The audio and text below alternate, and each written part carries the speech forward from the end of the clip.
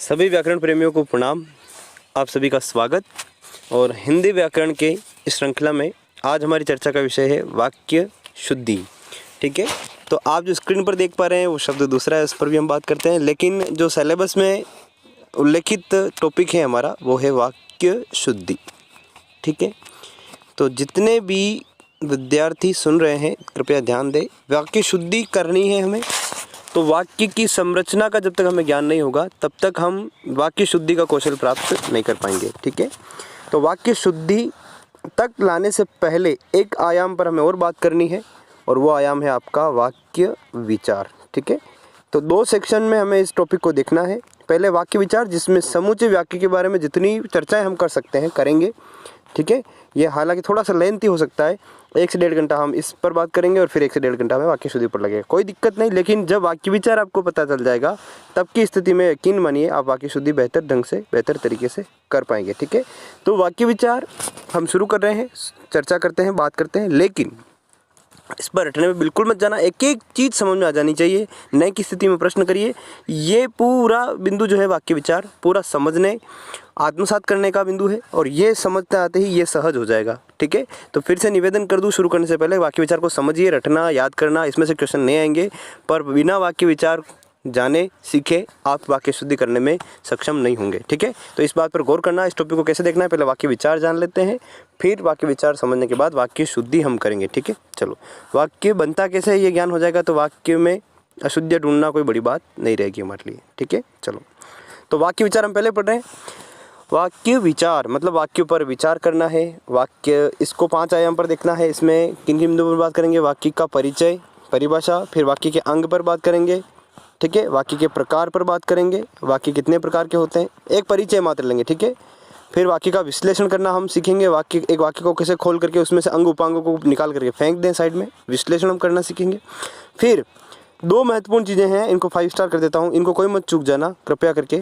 पहला है एक वाक्य में क्रम, पदों का क्रम, और एक अन्विति, है ना। हो सकता है कई लोगों को ये शब्द अन्विति क्रम पहली बार सुन रहे हो, इनको हम व्यवहारिक रूप में समझेंगे। ठीक है, तो सबसे पहले वाक्य का परिचय देखते हैं, फिर वाक्य के अंग देखते हैं, वाक्य में क्या क्या चीज़ें होती है। अंग मतलब है ना, उसके भी हाथ पैर मुंह नाक होते हैं क्या। वाक्य के प्रकार, टाइप्स ऑफ सेंटेंस देखेंगे, है ना। एनालिसिस, एक सेंटेंस को कैसे एनालिसिस करते हैं, एक सेंटेंस को विश्लेषण करना, उसको खोल करके फेंकना पूरा, उसका अंग उपांगों को देखना। ठीक है, और फिर वाक्य में जो पद होते हैं उनका एक जो उपयुक्त क्रम है क्या होना चाहिए वो हम देखेंगे, और पदों में अन्वितीय संबद्धता को हम देखेंगे। ठीक है, चलो ये शब्द अभी मुझे लग रहा है आपके लिए कुछ ना कुछ नए होंगे, तो इनको मैं बिल्कुल व्यवहारिक बना दूंगा जब उस स्तर पर जाएंगे। ठीक है, तो सर्वप्रथम वाक्य का परिचय परिभाषा। वाक्य किससे कहते हैं, तो देखो हमने बात की थी, सबसे पहले वाक्य की इकाई होती है ध्वनि। ठीक है, ध्वनि से बनता है, ध्वनि के लिखित रूप को हम कहते हैं वर्ण, वर्णों का सार्थक मेल शब्द। ठीक है, और शब्दों का सार्थक मेल वाक्य। ये सिंपल सा कंसेप्ट है, तो कृपया करके ध्यान रखना। ठीक है, चलो वर्ण शब्द, वर्ण शब्द, शब्द से वाक्य। ठीक है, तो यही कह रखा है, शब्दों के वर्णों के सार्थक समूह को शब्द कहते हैं और शब्दों के सार्थक समूह को वाक्य कहते हैं। ठीक है, वाक्य के अंग क्या होते हैं, रटना नहीं है, केवल चीज़ों को समझना है। वाक्य के अंग, वाक्य में अंग क्या होते हैं, वाक्य के क्या अंग होते हैं। देखो हमारे अंग तो हम जान रहे हैं, हाथ होता है, नाक होता है, पैर होता है, वाक्य के क्या क्या अंग होते हैं देखो। ठीक है, तो वाक्य बनता किससे, एक तो शब्दों से, आपको बता दूं। ठीक है, एक शब्द में जब हम प्रत्यय लगाते हैं, फिर और प्रत्यय लगाते हैं, और एक सीमा ऐसी आती है जब उसमें और प्रत्यय नहीं लग सकता। ठीक है, उस प्रत्यय को हम कहते हैं चरम प्रत्यय। ठीक है, और जब वाक्य शब्द में प्रत्यय और नहीं लग सकता तो उस शब्द को हम कह देते हैं फिर पद। जैसे उदाहरण दे देता हूँ, ये एक शब्द है दीन। ठीक है, इसमें ता प्रत्यय लगाऊं दीनता हो जाएगा, इसमें एक और से प्रत्यय लगाऊं तो दीनता से। अब इसमें और प्रत्यय नहीं लग सकता। ठीक है, तो ये हमारा हो गया पद। ठीक है, चलो ऐसे ही और हम देखते हैं कि वाक्यांश, ये शब्द आपको दिमाग में आएंगे। वाक्यांश क्या होता है, वाक्य का अंश, शब्दों का ऐसा समूह जिससे कोई निश्चित अर्थ प्रकट नहीं हो, उसको हम कहते हैं वाक्यांश। ठीक है, तो ये शब्दों के कुछ अंगे, मतलब समा करना, वाक्यों के कुछ अंगे, वाक्य बनता किससे है, शब्दों से। ठीक है, तो अंग अब चलो बात करते हैं। यहाँ पर 2 टाइप से बता रखा है, वाक्य के 2 अंग होते हैं। कौन कौन से, एक तो होता है उद्देश्य और एक होता है विधेय, है ना। पहली बार पढ़ रहे बच्चों को इन शब्दों से अच्छे से मैं परिचय कराऊंगा, उद्देश्य क्या होता है और विधेय क्या होता है। ठीक है, तो आराम से सुनना समझना, अपनी भाषा में लिखना कि वाक्य में कर्ता ही वाक्य में उद्देश्य होता है, ठीक है, कर्ता ही वाक्य में उद्देश्य होता है। एक चीज़ तो सिंपल सी पहचान, कर्ता सब्जेक्ट ही वाक्य में, अपना जो कर्ता होता है ना सब्जेक्ट, वो ही वाक्य में उद्देश्य होता है। इसको इंग्लिश में सब्जेक्ट ही कहते हैं, उद्देश्य को, ठीक है, ये ध्यान रखना।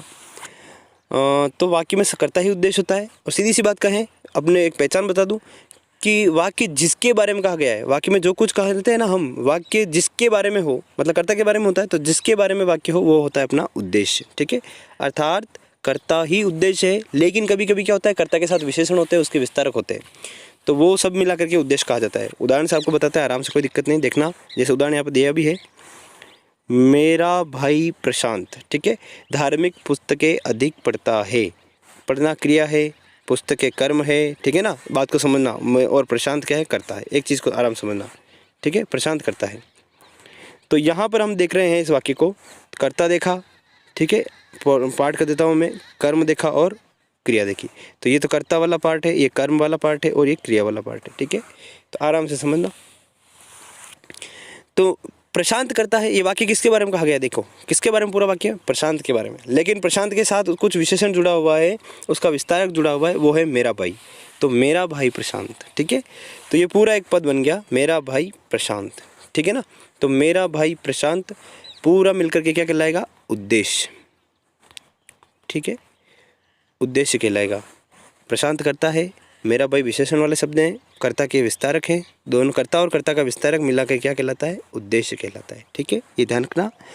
तो वाक्य जिसके बारे में हो वो उद्देश्य, वाक्य जिसके बारे में उद्देश्य, वाक्य जिसके बारे में कहा गया वो उद्देश्य होता है, और वाक्य में उद्देश्य के बारे में जो कुछ कहा गया, ये शेष जो चीज़ें बची है ना, ये शेष जो चीज़ें बची है, ये शेष जो चीज़ें बची है वो आपकी क्या हो जाएगी, ये जो शेष चीज़ें बची है ना, धार्मिक पुस्तकें अधिक पढ़ता है, ये क्या हो जाएगी, विधेय हो जाएगी, ठीक है। तो ये विधेय हो जाएगी। तो उद्देश्य और विधेय में उम्मीद है कि आपको अंतर समझ में आया होगा, ठीक है। उद्देश्य और विधेय में अंतर समझ में आएगा। कर्ता ही उद्देश्य होता है और शेष सभी चीज़ें क्या होती है, विधेय होती है, ठीक है। चलो, विधेय वही कर्ता के संबंध में वाक्य में जो कुछ कहा जाता है, ठीक है, सिंपल सी बात है। तो यहाँ पर मेरा भाई प्रशांत कर्ता उद्देश्य है, ठीक है, और धार्मिक पुस्तकें देखो कर्म है, ये कर्म का विस्तारक है, ये क्रिया है, ये क्रिया का विस्तारक है। इन सब चीज़ों को मिलाकर तो कह रहा हूँ विधेय, और ये मेरा भाई प्रशांत क्या हो गया, उद्देश्य हो गया, ठीक है। चलो, तो मैं छोड़ रहा हूँ उद्देश्य और विधेय को, ये हो गए वाक्य के अंग, ठीक है। सिंपल सी ट्रिक पहचान सुन लीजिए। वाक्य जिसके बारे में हो, वाक्य जिसके बारे में हो वो तो होता है उद्देश्य, वाक्य जिसके बारे में कहा गया हो वो तो होता है उद्देश्य, और उद्देश्य के बारे में वाक्य में जो कुछ कहा गया हो वो होता है विधेय। क्रिया कर्म उनके विस्तारक सब आ जाएंगे विधेय में, ठीक है। कर्ता और कर्ता का विस्तार आ जाएगा उद्देश्य में, ठीक है। चलो, जैसे दशरथ नंदन राम ने रावण को मारा, ठीक है। दशरथ नंदन राम, तो राम के बारे में वाक्य, तो राम और उसका विस्तारक दशरथ नंदन, ये पूरा क्या हो जाएगा, उद्देश्य। दशरथ नंदन राम ये तो हो जाएगा उद्देश्य, और वाक्य की शेष सारी चीज़ें क्या हो जाएगी, विधेय। चलो, वाक्य के भेद हम बात करते हैं आगे। तो पहला हमने सोचा वाक्य क्या होता है, सीखा, फिर उसके वाक्य के अंग देखिए, वाक्य में उद्देश्य और विधेय क्या होता है। अब वाक्य के प्रकार देखने हैं, फिर वाक्य का विश्लेषण देखते हैं, ठीक है। चलो, तो बिल्कुल आराम से, कोई जल्दबाजी नहीं, व्यवस्थित तरीके से देखने का प्रयास हम करेंगे इसको, ठीक है। तो वाक्य के भेद को जान लीजिए। वाक्य के प्रकार तो 3 प्रकारों पर होता है, 3 आधार पर होता है वाक्य के प्रकार। पहला होता है क्रिया के आधार पर होता है। दूसरा हम देखेंगे तो एक तो क्रिया के आधार पर है, ठीक है, दूसरा रचना के आधार पर, और एक तीसरा एक है अर्थ के आधार पर, ठीक है। तो आराम से देखते हैं। वाक्य का देखो वर्गीकरण का एक आधार होता है, ठीक है। क्रिया के आधार पर वर्गीकरण करेंगे तो हम किस पर ध्यान देंगे, क्रिया पर ध्यान देंगे, ठीक है, ये ध्यान रखना। अर्थ के आधार पर कर रहे हैं तो अर्थ पर ध्यान देंगे, और रचना के आधार पर कर रहे हैं तो उसकी बनावट पर ध्यान देंगे, ठीक है, ये ध्यान रखना। 3 आधार पर वाक्यों का वर्गीकरण है, सुनना है, समझना है एक एक शब्द को। अब तक PDF पहुंचेगी, ठीक है, और उसको फिर आप और अच्छे से वीडियो को रिवाइज कर लीजिए, देख लीजिए, लेकिन मेरे एक एक शब्द पर गौर, और समझ में आ जाए, आत्मसात हो जाए तो बस हमारा काम हो जाना है, ठीक है। तो क्रिया की दृष्टि से वाक्य के 3 प्रकार हम देखते हैं, कृतवाच्य, कर्मवाच्य और भाववाच्य। देखो ये PDF आप तक पहुंचेगी, लेकिन मैं मेरे स्तर पर मेरे तरीके से मैं आपको अच्छे शानदार तरीके से बताता हूँ। आराम से आइए, कृतवाच्य और कर्मवाच्य और भाववाच्य को देखते हैं आराम से। एक बेटर तरीके से मैं आपको बताता हूँ। एक होता है कृतवाच्य, कर्मवाच्य और एक होता है भाववाच्य।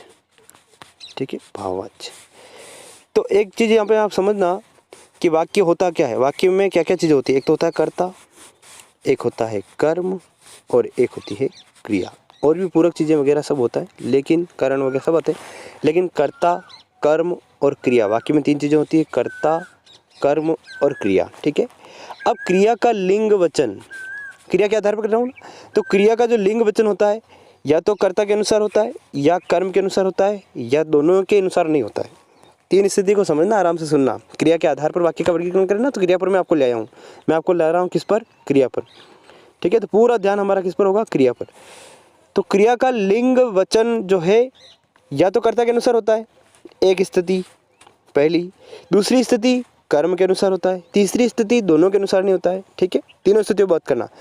तो कर्ता के अनुसार जब होता है वो कृतवाच्य हो जाएगा, कर्म के अनुसार जब क्रिया का लिंग वचन होगा तो कर्मवाच्य वाक्य हो जाएगा, और दोनों के अनुसार नहीं होगा तो तीसरी स्थिति कौन सी हो जाएगी, भाववाच्य हो जाएगा। चलो इसको मैं प्रैक्टिकली करके बताते हैं हम। देखो, तो ये वाक्य को देखना, धर्मेंद्र क्या हो गया, कर्ता, आराम से। पुस्तक कर्म हो गई और पढ़ता है ये हो गई क्रिया। जो पहली बार इस क्लास को देख रहे हैं जीवन में, उनको इसमें दिक्कत हो सकती है। कर्ता मतलब क्रिया को करने वाला, क्रिया काम को ही, है ना। वे शब्द जिनसे किसी काम को करने होना पाए जाता है उसको क्रिया कहते हैं, है ना। चलो, और कर्ता क्रिया को करने वाला कर्ता। कर्म क्रिया का फल जिस पर पड़े उसको कहते हैं कर्म। ठीक है, ये ध्यान रखना, क्रिया का फल जिस पर, ये कर्म काम नहीं है यहाँ पर, कर्म मतलब ऑब्जेक्ट है इंग्लिश में। ठीक है, चलो, तो कर्ता देखा, कर्म देखा और क्रिया देखी। अब क्रिया देखो क्या है, पढ़ता है। अब इसको देखो, इसका लिंग वचन होता है, वो आपको मैं समझा देता हूँ। वो किसके अनुसार है, वो मैं यहाँ पर कह रहा हूँ धर्मेंद्र के अनुसार। कैसे, सुनना। देखो, धर्मेंद्र पुस्तक पढ़ता है, ये मैं ये कह रहा हूँ कि क्रिया का लिंग वचन जो भी है धर्मेंद्र के अनुसार है। इसको सिद्ध करके बताता हूँ। जैसे ही मैं धर्मेंद्र को चेंज करता हूँ, परिवर्तित करता हूँ, अगर क्रिया भी परिवर्तित होती है तो इसका मतलब क्या है, क्रिया जो थी कर्ता के अनुसार प्रयुक्त हुई थी। देखना, धर्मेंद्र की जगह मैं हेमा मालिनी कर दूँ तो धर्मेंद्र की जगह हेमा कर देते, इसका लिंग चेंज कर देते हैं। तो हेमा पुस्तक, बोलिए क्या होगा, हेमा पुस्तक पढ़ता नहीं, हेमा पुस्तक पढ़ती है। तो कर्ता को चेंज करने पर क्रिया भी चेंज हो गई। इसका सीधा सा मतलब क्या है, कर्ता और क्रिया का संबंध था इस वाक्य में। ठीक है ना, ये ध्यान रखना। ये अन्विति संबद्धता किसके साथ थी इसमें, क्रिया की, कर्ता के अनुसार थी, ये बता रहा है वाक्य में। ठीक है, तो कर्ता के अनुसार थी, इसलिए इसको हमने क्या कह दिया, कृतवाच्य। एक्टिव वही थोड़ा हो गया। ठीक है ना, कृतवाच्य हो गया, कर्ता के अनुसार है। क्रिया का लिंग वचन किसके अनुसार है, कर्ता के अनुसार है। ये कब होगा कब नहीं होगा बाद में सिखाऊंगा, लेकिन पहले ये जान लीजिए कृतवाच्य कहते किसे। इतनी शानदार ट्रिक दूंगा कि आप कभी जिसमें धोखा नहीं खाएंगे। तो कृतवाच्य का मतलब क्या है, क्रिया का लिंग वचन कर्ता के अनुसार हो। अब जब क्रिया का लिंग वचन कर्ता के अनुसार तो क्या कह दिया, कृतवाच्य कह दिया। लेकिन यदि क्रिया का लिंग वचन कर्म के अनुसार हो तो क्या क्या करेंगे, उसको कर्मवाच्य कह देंगे। उसका उदाहरण मैं दे देता हूँ। धर्मेंद्र, ये दूसरा वाक्य लिख रहा हूँ, ने पुस्तक पढ़ी। ठीक है, धर्मेंद्र ने पुस्तक पढ़ी। इस वाक्य को देखना, कर्ता ये रहा, कर्म ये रहा, क्रिया ये रही, है ना, कर्ता कर्म क्रिया। अब मैं ये कह रहा हूँ इस वाक्य में दावे के साथ कि ये जो क्रिया है ना पढ़ी, ये कर्ता के अनुसार नहीं है। नहीं मानते तो इस कर्ता को चेंज कर देख लो। धर्मेंद्र की जगह हेमा कर दो तो हेमा ने पुस्तक पढ़ी, पढ़ी तो पढ़ी रही, चेंज नहीं हुई। धर्मेंद्र की जगह बहुवचन कर दो, लड़कों ने पुस्तक पढ़ी, नहीं चेंज हुआ ना, नहीं चेंज हुआ। तो कर्ता के अनुसार क्रिया का लिंग वचन नहीं है, तो किसके अनुसार है, कर्म के अनुसार। सिद्ध करके बताते हैं। चलो, तो पुस्तक स्त्रीलिंग शब्द है, इसका लिंग बदल देते हैं, इसका लिंग बदल देते हैं। पुस्तक का स्त्रीलिंग पुस्तक है तो इसको पुल्लिंग कर देते हैं, ग्रंथ कर देते हैं, है ना। तो धर्मेंद्र ने ग्रंथ, बोलिए क्या होगा, ग्रंथ पढ़ा, है ना। तो ये बात हो जाएगी। तो कर्म के अनुसार यहाँ पे क्रिया, ठीक है। कर्ता के अनुसार क्यों नहीं आई सर, क्योंकि मैंने कर्ता के साथ विभक्ति लगा दी, कर्ता को तो विभक्त कर दिया, अलग ही कर दिया। ठीक है, ये ध्यान रखना। तो कर्ता के अनुसार क्रिया का लिंग वचन हो कृतवाच्य, कर्म के अनुसार क्रिया का लिंग वचन हो कर्मवाच्य, और दोनों के अनुसार नहीं हो तो भाववाच्य। ठीक है, इसी वाक्य को मैं तीनों में लिख देता हूँ। तो इसी वाक्य को मैं तीनों में लिख देता हूँ। ये तो है कृतवाच्य, ठीक है। दूसरा कर्मवाच्य लिखा था वो है धर्मेंद्र ने पुस्तक पढ़ी, ठीक है। अब इसको भाववाच्य में लिख देता हूँ, धर्मेंद्र ने पुस्तक को पढ़ा, ठीक है। तो पहला वाक्य है कृतवाच्य, दूसरा है कर्मवाच्य और तीसरा है भाववाच्य। कैसे पता लग रहा है? पहले वाक्य में क्रिया का लिंग वचन कर्ता के अनुसार है, दूसरे वाक्य में ये पहला वाक्य, ठीक है। तो पहला वाक्य तो ये रहा, ठीक है। तो पहले वाक्य में क्रिया का लिंग वचन कर्ता के अनुसार है, दूसरे वाक्य में क्रिया का लिंग वचन कर्म के अनुसार है, और तीसरे वाक्य में ये तीसरा वाक्य और ये दूसरा वाक्य, ठीक है। तो तीसरे वाक्य में क्रिया का लिंग वचन न तो कर्ता के अनुसार है न कर्म के अनुसार है, ठीक है। तो दो तो मैंने सिद्ध करके बता दिया, इसको बता देता हूँ। तो क्रिया है हमारी पढ़ा, है ना। तो क्रिया है हमारी पढ़ा, तो ना तो कर्ता के अनुसार लिंग वचन, इसका बता देता हूँ। कर्ता को चेंज करूंगा, इसके पे कोई प्रभाव नहीं पड़ेगा, ठीक है। कर्ता को चेंज करने पर क्रिया पर प्रभाव पड़ रहा है, इसका मतलब तो क्या होता है कि क्रिया कर्ता के अनुसार ही थी, नहीं प्रभाव पड़ता है तो कर्ता के अनुसार नहीं थी। चलो धर्मेंद्र की जगह हेमा करे, तो हेमा ने पुस्तक को पढ़ा, क्रिया पर कोई फर्क नहीं पड़ा, है ना। तो लड़कों कर दो, वचन चेंज कर देते हैं, तो लड़कों ने पुस्तक को पढ़ा, कोई चेंज नहीं हुआ, तो कर्ता के अनुसार कृतवाच्य तो नहीं है। कर्म चेंज करते हैं, तो धर्मेंद्र ने पुस्तक ग्रंथ को पढ़ा, कोई चेंज नहीं हुआ। धर्मेंद्र ने पुस्तकों को पढ़ा, कोई चेंज नहीं हुआ, न तो कृतवाच्य न कर्मवाच्य। ऐसी स्थिति में क्या होता है? भाववाच्य होता है, ठीक है। एक जबरदस्त ट्रिक मैं यहाँ पर देने जा रहा हूँ, कृतवाच्य, कर्मवाच्य और भाववाच्य को समझने की। सभी बच्चे सुनना समझना कि पहले वाक्य पे गौर करिए। धर्मेंद्र कर्ता, ये कर्म और ये क्रिया, न तो कर्ता के साथ विभक्ति थी न कर्म के साथ विभक्ति थी। ऐसी स्थिति में क्रिया किसके अनुसार प्रयुक्त होगी? कर्ता के अनुसार, ठीक है। वाक्य में सबसे मेन चीज़ कौन होती? कर्ता। जब उसको विभक्ति नहीं लगाई तब तक किसके साथ प्रयुक्त होगी क्रिया? कर्ता के अनुसार।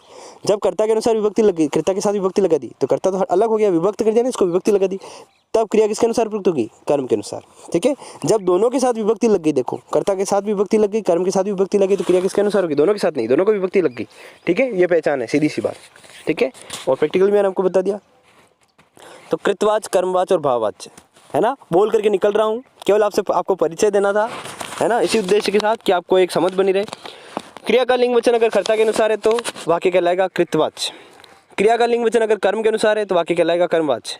क्रिया का लिंग वचन न तो कर्ता के अनुसार न ही कर्म के अनुसार, ऐसी स्थिति में वाक्य कहलाएगा भाववाच्य, ठीक है।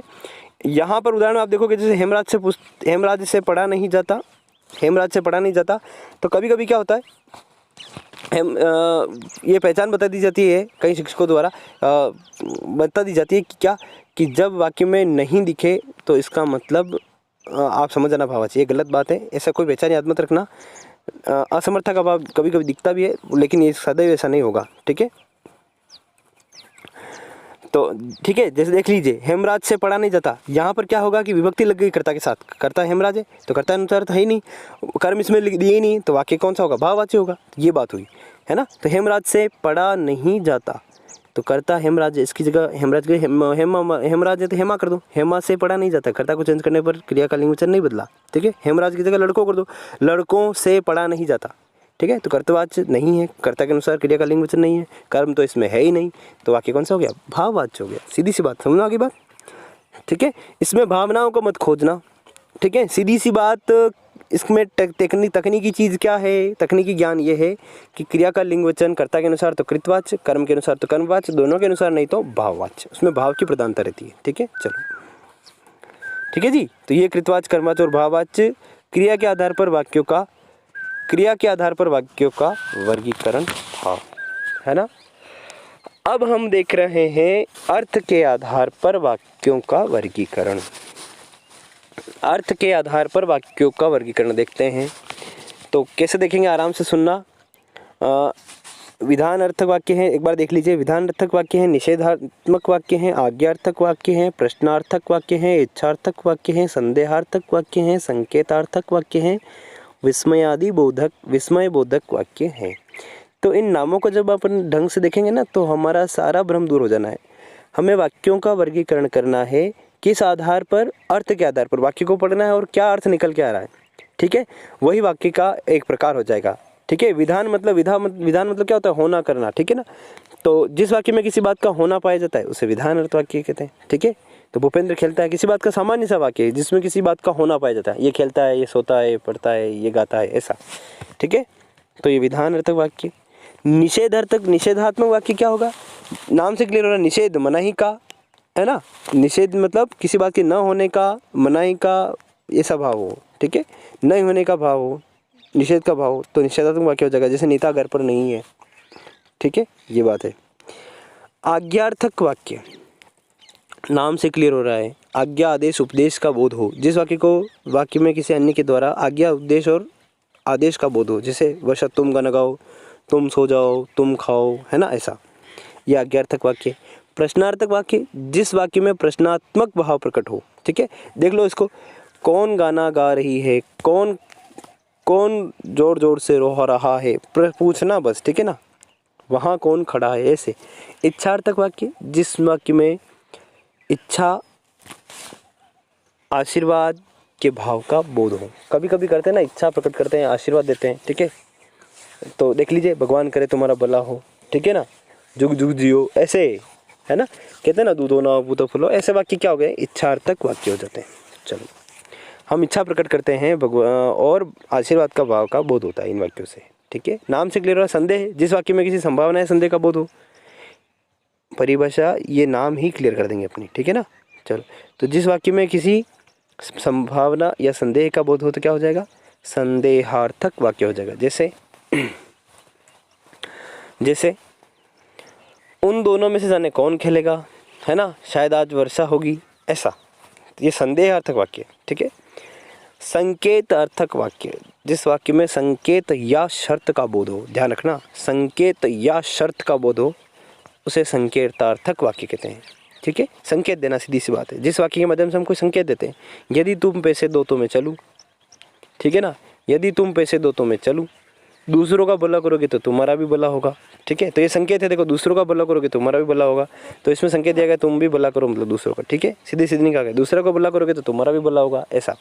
यदि तुम पैसे दो तो मैं चलूँ, ये तो शर्त है, तुम पैसे दो तो मैं जाऊँगा, ऐसा। ठीक है, तो ये संकेतार्थक वाक्य है। चलो, अगला क्रम है विस्मयादि बोधक वाक्य, जिस वाक्य से विस्मय, आश्चर्य आदि का भाव प्रकट हो, उसे विस्मयादि बोधक वाक्य, विस्मय बोधक वाक्य कहते हैं। ठीक है, तो खुशी का, दुख का, आश्चर्य का भाव प्रकट होता है, सीधी सी बात इनमें। ठीक है, तो वाह कैसा नयनाभिराम दृश्य है, ठीक है, वाह मुंह से निकलता है ना एक वंडर है, जो वाह कैसा नयनाभिराम दृश्य है, ये चिन्ह होता है विस्मयादि बोधक का। ठीक है, चलो, तो आपसे ये एक चीज़ मैं आपको बता दूं, ये परीक्षा में आपसे ये पूछे नहीं जाएंगे एक चीज़, ठीक है, लेकिन आपको इनका परिचय होना नितांत आवश्यक है। ठीक है, वाक्य की समझ होने के लिए। ठीक है जी, डरना नहीं, रटना नहीं, केवल एक एक, हाँ ये हमें समझ में आ रहा है। निषेधात्मक वाक्य क्या होता है, हमें समझ में आ गया। आज्ञार्थक वाक्य होता है, हमें समझ में आ गया। ठीक है, ये चीज़ें। विनी आप 20 ये 8 प्रकार है अर्थ के आधार पर। विनी आप 20 विधानार्थक, निषेधात्मक, आज्ञार्थक, प्रश्नार्थक, इच्छार्थक, संदेहार्थक, संकेत, विस्मय बोधक। ठीक है, विनी आप 20। चलो, फिर तीसरा प्रकार है, पहला हमने देखा था क्रिया के आधार पर कृतवाच्य, कर्मवाच्य और भाववाच्य। दूसरा हमने देखा अर्थ के आधार पर, विनी आप 20 8 प्रकार थे ये। और तीसरा प्रकार हम देख रहे हैं वो है रचना के आधार पर। रचना, जो वाक्य का निर्माण होता है ना, वो रचना से आशय है वाक्य का निर्माण, वाक्य की स्ट्रक्चर, ठीक है, वाक्य की संरचना जिस प्रकार से होती है, उस पर हम ध्यान देंगे। और हमें वहाँ पर कुछ भेद दिखेंगे, तो वहाँ पर 3 भेद निकल करके सामने आते हैं रचना के आधार पर। पहला है साधारण वाक्य, दूसरा है मिश्र या मिश्रित वाक्य, तीसरा है संयुक्त वाक्य। तीनों नाम एक बार आप ध्यान में ले लीजिए। क्या इन शब्दों से आपको कुछ क्लियर हो रहा है? पहला है साधारण, ठीक है, साधारण वाक्य, दूसरा है मिश्र वाक्य, मिश्र या मिश्रित वाक्य एक ही बात है, और तीसरा है संयुक्त वाक्य। ठीक है, तो ये बात है। परिचय में देता हूँ, आराम से इसको पढ़ेंगे एक बार, केवल शॉर्ट परिचय इंट्रोडक्शन देता हूँ। साधारण वाक्य में जिसमें एक उद्देश्य एक विधेय हो। मिश्र वाक्य में, मिश्रण किसको कहते हैं? बड़े छोटे का, सीधी सी बात है ना। मिश्रण का मतलब क्या होता है? बड़ा छोटा। ठीक है, तो वही बात है, एक वाक्य तो प्रधान होता है, दूसरा उप प्रधान आश्रित होता है। एक वाक्य तो मेन होता है और एक वाक्य मेन नहीं होता, सेकेंडरी होता है। एक वाक्य तो प्रधान होता है, दूसरा उस पर आश्रित होता है, ये मिश्र वाक्य। और संयुक्त में समयुक्त, युक्त और समयुक्त, अच्छी प्रकार से युक्त, मतलब जब दोनों ही बराबर हों। ठीक है, तो दोनों ही प्रधान हो, दोनों ही समानाधिकरण वाक्य हों। ठीक है, तो ऐसा उसको संयुक्त वाक्य कहते हैं। तो समझ में आ गया होगा। चलो, ये साधारण वाक्य की बात थी। अब इसको हम पढ़ते हैं, मतलब रचना के आधार पर तीनों को एक बार देखा, अब इसको क्रम से देखते हैं। तो पहला है हमारा साधारण वाक्य। जिस वाक्य में एक ही उद्देश्य एक ही विधेय हो उसे साधारण वाक्य कहते हैं। तो कर्ता भी एक है, ठीक है, ये देखना, एक उद्देश्य एक ही विधेय। तो एक ही उद्देश्य वाक्य किसके बारे में बात किया गया? दो जनों के बारे में नहीं, एक जने के बारे में ही है, एक व्यक्ति एक कर्ता के बारे में बात है। तो एक ही उद्देश्य और एक ही विधेय है। ठीक है, उद्देश्य क्या होता है? कर्ता ही उद्देश्य होता है, शेष सभी चीज़ें क्या होती है? विधेय होता है। ठीक है, तो नीता खाना बना रही है, साधारण वाक्य, एक उद्देश्य एक विधेय, सिंपल। बड़ा छोटा नहीं मिला और बड़ा बराबर भी नहीं मिले। ठीक है, बड़ा छोटा मिलेगा तो मिश्र वाक्य, और बराबर वाले वाक्य मिलेंगे, दो वाक्य मिलेंगे तो वो हो जाएगा आपका संयुक्त वाक्य। ठीक है, तो एक ही वाक्य, एक वाक्य में एक उद्देश्य और एक ही विधेय, तो क्या हो जाएगा? साधारण वाक्य। ठीक है, चलो ये तो होता है साधारण वाक्य। मिश्रित वाक्य, जिस वाक्य में एक प्रधान उपवाक्य, यहाँ पर देखो इस वाक्य में क्या हो जाए तो ये वाक्य हम साधारण नहीं कहेंगे। अभी ये साधारण वाक्य है, क्यों? क्योंकि इसमें एक उद्देश्य और एक ही विधेय है। ठीक है, एक उद्देश्य और एक ही विधेय है। अब ये वाक्य साधारण वाक्य कब नहीं रहेगा? जिसमें एक वाक्य में और ऐड कर दूं और उसमें कोई कनेक्टिव लगा के पूरा एक लंबा वाक्य बन जाएगा, जिसमें एक वाक्य तो ये हो जाएगा और एक वाक्य ये हो जाएगा, वाक्य में वाक्य हो जाएगा। ठीक है, और जब दोनों ही बराबर है तो संयुक्त, और एक बड़ा एक छोटा हो जाएगा तो मिश्रित हो जाएगा। ठीक है, ये बात है। तो जिस वाक्य में एक तो प्रधान उपवाक्य हो और एक आश्रित उपवाक्य हो, उपवाक्य मतलब छोटा, वाक्य में वाक्य। ठीक है, तो उस वाक्य को हम क्या कह देंगे? मिश्रित। मिश्रित मतलब समझ रहे हो बात को, एक बड़ा छोटा। तो एक तो होगा प्रधान, है ना, और एक होगा आश्रित, एक तो होगा प्राइम और एक होगा डिपेंड। तो गांधी जी ने कहा कि सदा सत्य बोलो, एक पूरा लंबा वाक्य है।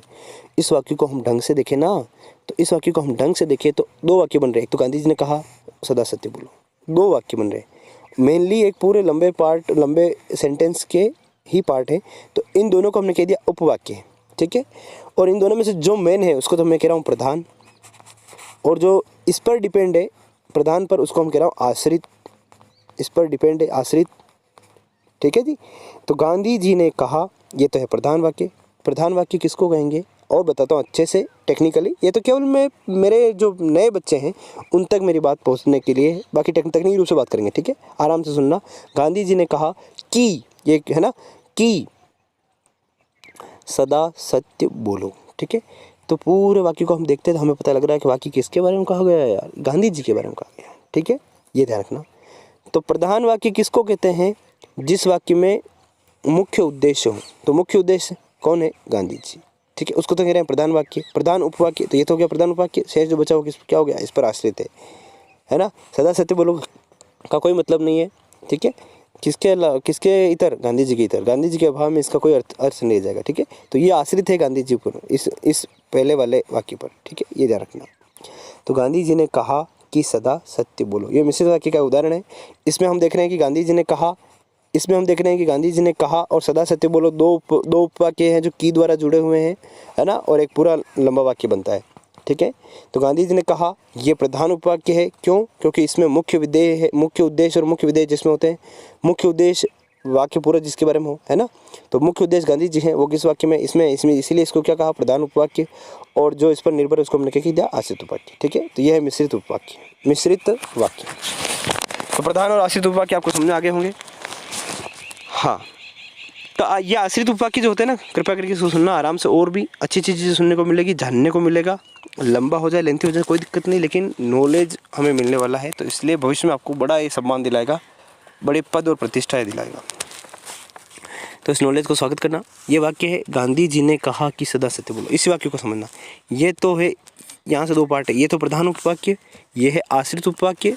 आश्रित उपवाक्य के भी प्रकार है, तो डरने घबराने की वाक्य नहीं है, वो उसको समझना है। मैं समझा रहा हूँ, आराम से सुनना। आश्रित उपवाक्य के भी तीन प्रकार होते हैं। एक तो होता है संज्ञा उपवाक्य। आश्रित उपवाक्य तीन प्रकार के होते हैं। एक तो संज्ञा होता है, दूसरा होता है विशेषण उपवाक्य, और तीसरा होता है क्रिया विशेषण उपवाक्य। ठीक है, कब कब होते हैं इसको हम समझा देता हूँ।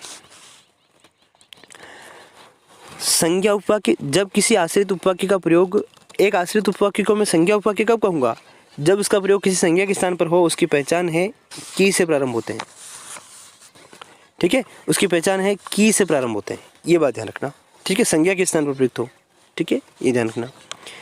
विशेषण उपवाक्य, जब कोई आश्रित उपवाक्य प्रधान उपवाक्य की संज्ञा सर्वनाम की विशेषता बतलाए। अगर कोई उपवाक्य है और वो विशेषता बतला रहा है तो विशेषण उपवाक्य हो गया। और विशेषता किसकी बतलाए? संज्ञा सर्वनाम की विशेषता बतला रहा हो तो विशेषण उपवाक्य हो गया। और वही उपवाक्य अगर क्रिया की विशेषता बतला रहा हो तो क्रिया विशेषण उपवाक्य हो गया। सामान्य से समझ, रटना नहीं है। विशेषण उपवाक्य वो आश्रित उपवाक्य जो प्रधान उपवाक्य किसी संज्ञा सर्वनाम की विशेषता बतला रहा हो तो विशेषण उपवाक्य। और वो आश्रित उपवाक्य जो प्रधान प्रधान उपवाक्य की क्रिया की विशेषता बता रहा हो तो क्रिया विशेषण उपवाक्य नाम से क्लियर है। ठीक है, चलो इसको देखते हैं। तो इनका प्रारंभ जो है, जो जिसका जिसके जिसकी से प्रारंभ होते हैं, इनकी पहचान है। विशेषण उपवाक्य की पहचान क्या है कि किससे प्रारंभ होते हैं? जो जिसका जिसके जिसकी, जो जिसका जिसके जिसकी से ये प्रारंभ होते हैं, ये ध्यान रखना। ठीक है, उदाहरण है आपके सामने प्रस्तुत है क्या? जो विद्वान होते हैं उनका सभी आदर करते हैं। आराम से देखना, इसका विश्लेषण भी बता देता हूँ। जो विद्वान होते हैं उनका सभी आदर करते हैं। तो इस वाक्य में देखना, दो टुकड़े से मिलकर बना है। एक ये रहा, दूसरा ये रहा। ठीक है, इन दोनों को आराम से देखिए। पूरा लंबा वाक्य, जो विद्वान होते हैं उनका सभी आदर करते हैं। इस वाक्य में दो वाक्य हैं। ठीक है, तो उनको हम उपवाक्य कहेंगे। ठीक है, एक तो है मेन प्रधान और एक है आश्रित। इसमें आप बताइए मुझे प्रधान कौन सा है? आराम से चेक करिए, नई की स्थिति में बता रहा हूँ, आराम से चेक करिए। इन दोनों में से मैंने टुकड़े कर दिए, नंबर 1 नंबर 2, इन दोनों में से प्रधान कौन है और आश्रित कौन है? तो प्रधान कौन होता है? जिसके बारे में वाक्य हो। ठीक है, और आश्रित कौन होता है? जो दूसरा है। ठीक है, तो उनके बारे में बात की गई है। किसके बारे में? उनके बारे में। ठीक है, किनके? जो विद्वान, उनके बारे में बात की गई जिनका आदर करते हैं। ठीक है ना, तो उनका सभी आदर करते हैं। इनके, इन लोगों के बारे में बात की गई, ये जो सर्वनाम है ना, उनके बारे में बात की गई थी। ये तो हो गया हमारा प्रधान। बात पूरा वाक्य किसके बारे में? उन लोगों के बारे में। ठीक है, उन लोगों, इसको उनका करके भी समझिए, उन लोगों का सभी आदर करते हैं। तो वाक्य किसके बारे में बात की गई? जिन लोगों का आदर करते हैं उन लोगों के बारे में बात की गई है। पूरा वाक्य जो विद्वान होते हैं। ठीक है, हाँ, और ये जो विद्वान होते हैं ये विशेषता बतला रहा है उन लोगों की। उन लोगों का सभी आदर करते हैं जो विद्वान होते हैं। तो ये जो से प्रारंभ हो रहा है, ये विशेषण उपवाक्य है। ठीक है, ये उपवाक्य इस वाक्य की विशेषता बतला रहा है। इस वाक्य में ये उन लोग हैं ना, उन लोगों की विशेषता बता रहा है। ठीक है, उनका सभी आदर करते हैं जो विद्वान होते हैं। जो विद्वान होते हैं, भले पहले ही बोल रहे जो विद्वान होते हैं उनका सभी आदर करते हैं, लेकिन प्रधान उपवाक्य कौन सा है? प्रधान उपवाक्य के बारे में ये भ्रम नहीं पाल ले कि पहले आएगा वो। प्रधान का मतलब ये नहीं कि पहले आएगा, पहले भले कोई भी आओ। तो प्रधान उपवाक्य तो उनका सभी आदर करते हैं जो विद्वान होते हैं। ये है विशेषण उपवाक्य, आश्रित है ये, और ये है प्रधान वाक्य। ठीक है, चलो क्रिया विशेषण उपवाक्य जो क्रिया की विशेषता बतलाए। ठीक है, इनकी पहचान है यदि यद्यपि जहाँ जैसे क्योंकि जब तब। ये बोलने का क्रम है। यदि यद्यपि जहाँ जैसे क्योंकि जब तब इनकी पहचान है। यदि यद्यपि जहाँ जैसे क्योंकि जब तब इनकी पहचान है। ठीक है, तो आराम से देखना, इस पूरे सेंटेंस को देखिए आराम से। यदि राम परिश्रम करता तो अवश्य उत्तीर्ण होता। तो यहाँ पर 2 पार्ट है, कोमा लग रहा है वहाँ से। ठीक है, वाक्य का पार्ट नंबर 1 और पार्ट नंबर 2। ठीक है, तो अब देखना इसमें से प्रधान वाक्य उपवाक्य कौन सा है और आश्रित उपवाक्य कौन सा है। तो वाक्य जिसके बारे में कहा गया हो, जिस उपवाक्य में प्रधान उद्देश्य हो, मुख्य उद्देश्य हो, उसको हम क्या कह रहे हैं? प्रधान उपवाक्य। तो वाक्य किसके बारे में बात किया गया है? राम के बारे में बात की गई है। तो राम इस पार्ट में है, तो ये आपका क्या हो गया? प्रधान उपवाक्य। दूसरा क्या हो गया? आश्रित उपवाक्य। आश्रित में कौन सा प्रकार है? संज्ञा उपवाक्य है, विशेषण है, या क्रिया विशेषण उपवाक्य है? तो संज्ञा तो नहीं है। संज्ञा उपवाक्य की पहचान क्या है? की से प्रारंभ होते हैं। विशेषण उपवाक्य की पहचान क्या है? जो जिसका जिसके से प्रारंभ होते हैं, विशेषता बतलाता है। यहाँ विशेषता नहीं बतला रही है, क्रिया की विशेषता बतलाई है। ठीक है, ठीक है। 1 मिनट, मैं ही गलती कर रहा हूँ, तो इसको आराम से जल्दबाजी न करके इसको देख लेते हैं वापस। जब कोई आश्रित उपवाक्य प्रधान उपवाक्य की क्रिया की विशेषता बतलाए, ठीक है, तो वे वाक्य जो क्रिया की विशेषता बतलाए उनको हम क्या करेंगे? क्या कहेंगे? उनको क्रिया विशेषण उपवाक्य कह देंगे। तो क्रिया कौन सी? आराम से देखना, क्रिया कौन सी है? उत्तीर्ण होना। ठीक है, उत्तीर्ण होना एक क्रिया है, उत्तीर्ण होना। ठीक है, इसकी विशेषता ये वाक्य बता रहा है, देखो आप। ठीक है, तो ठीक है, तो क्या विशेषता बता रहा है? यदि राम परिश्रम करता। ठीक है, क्रिया विशेषण। यदि राम परिश्रम करता, परिश्रम करके फिर एग्जाम देता तो क्या हो जाता? उत्तीर्ण हो जाता। ठीक है, तो यदि राम परिश्रम करता तो अवश्य उत्तीर्ण होता। तो यह आपका होता है क्रिया विशेषण उपवाक्य। ठीक है, और यह आपका हो जाएगा प्रधान वाक्य। ठीक है, चलो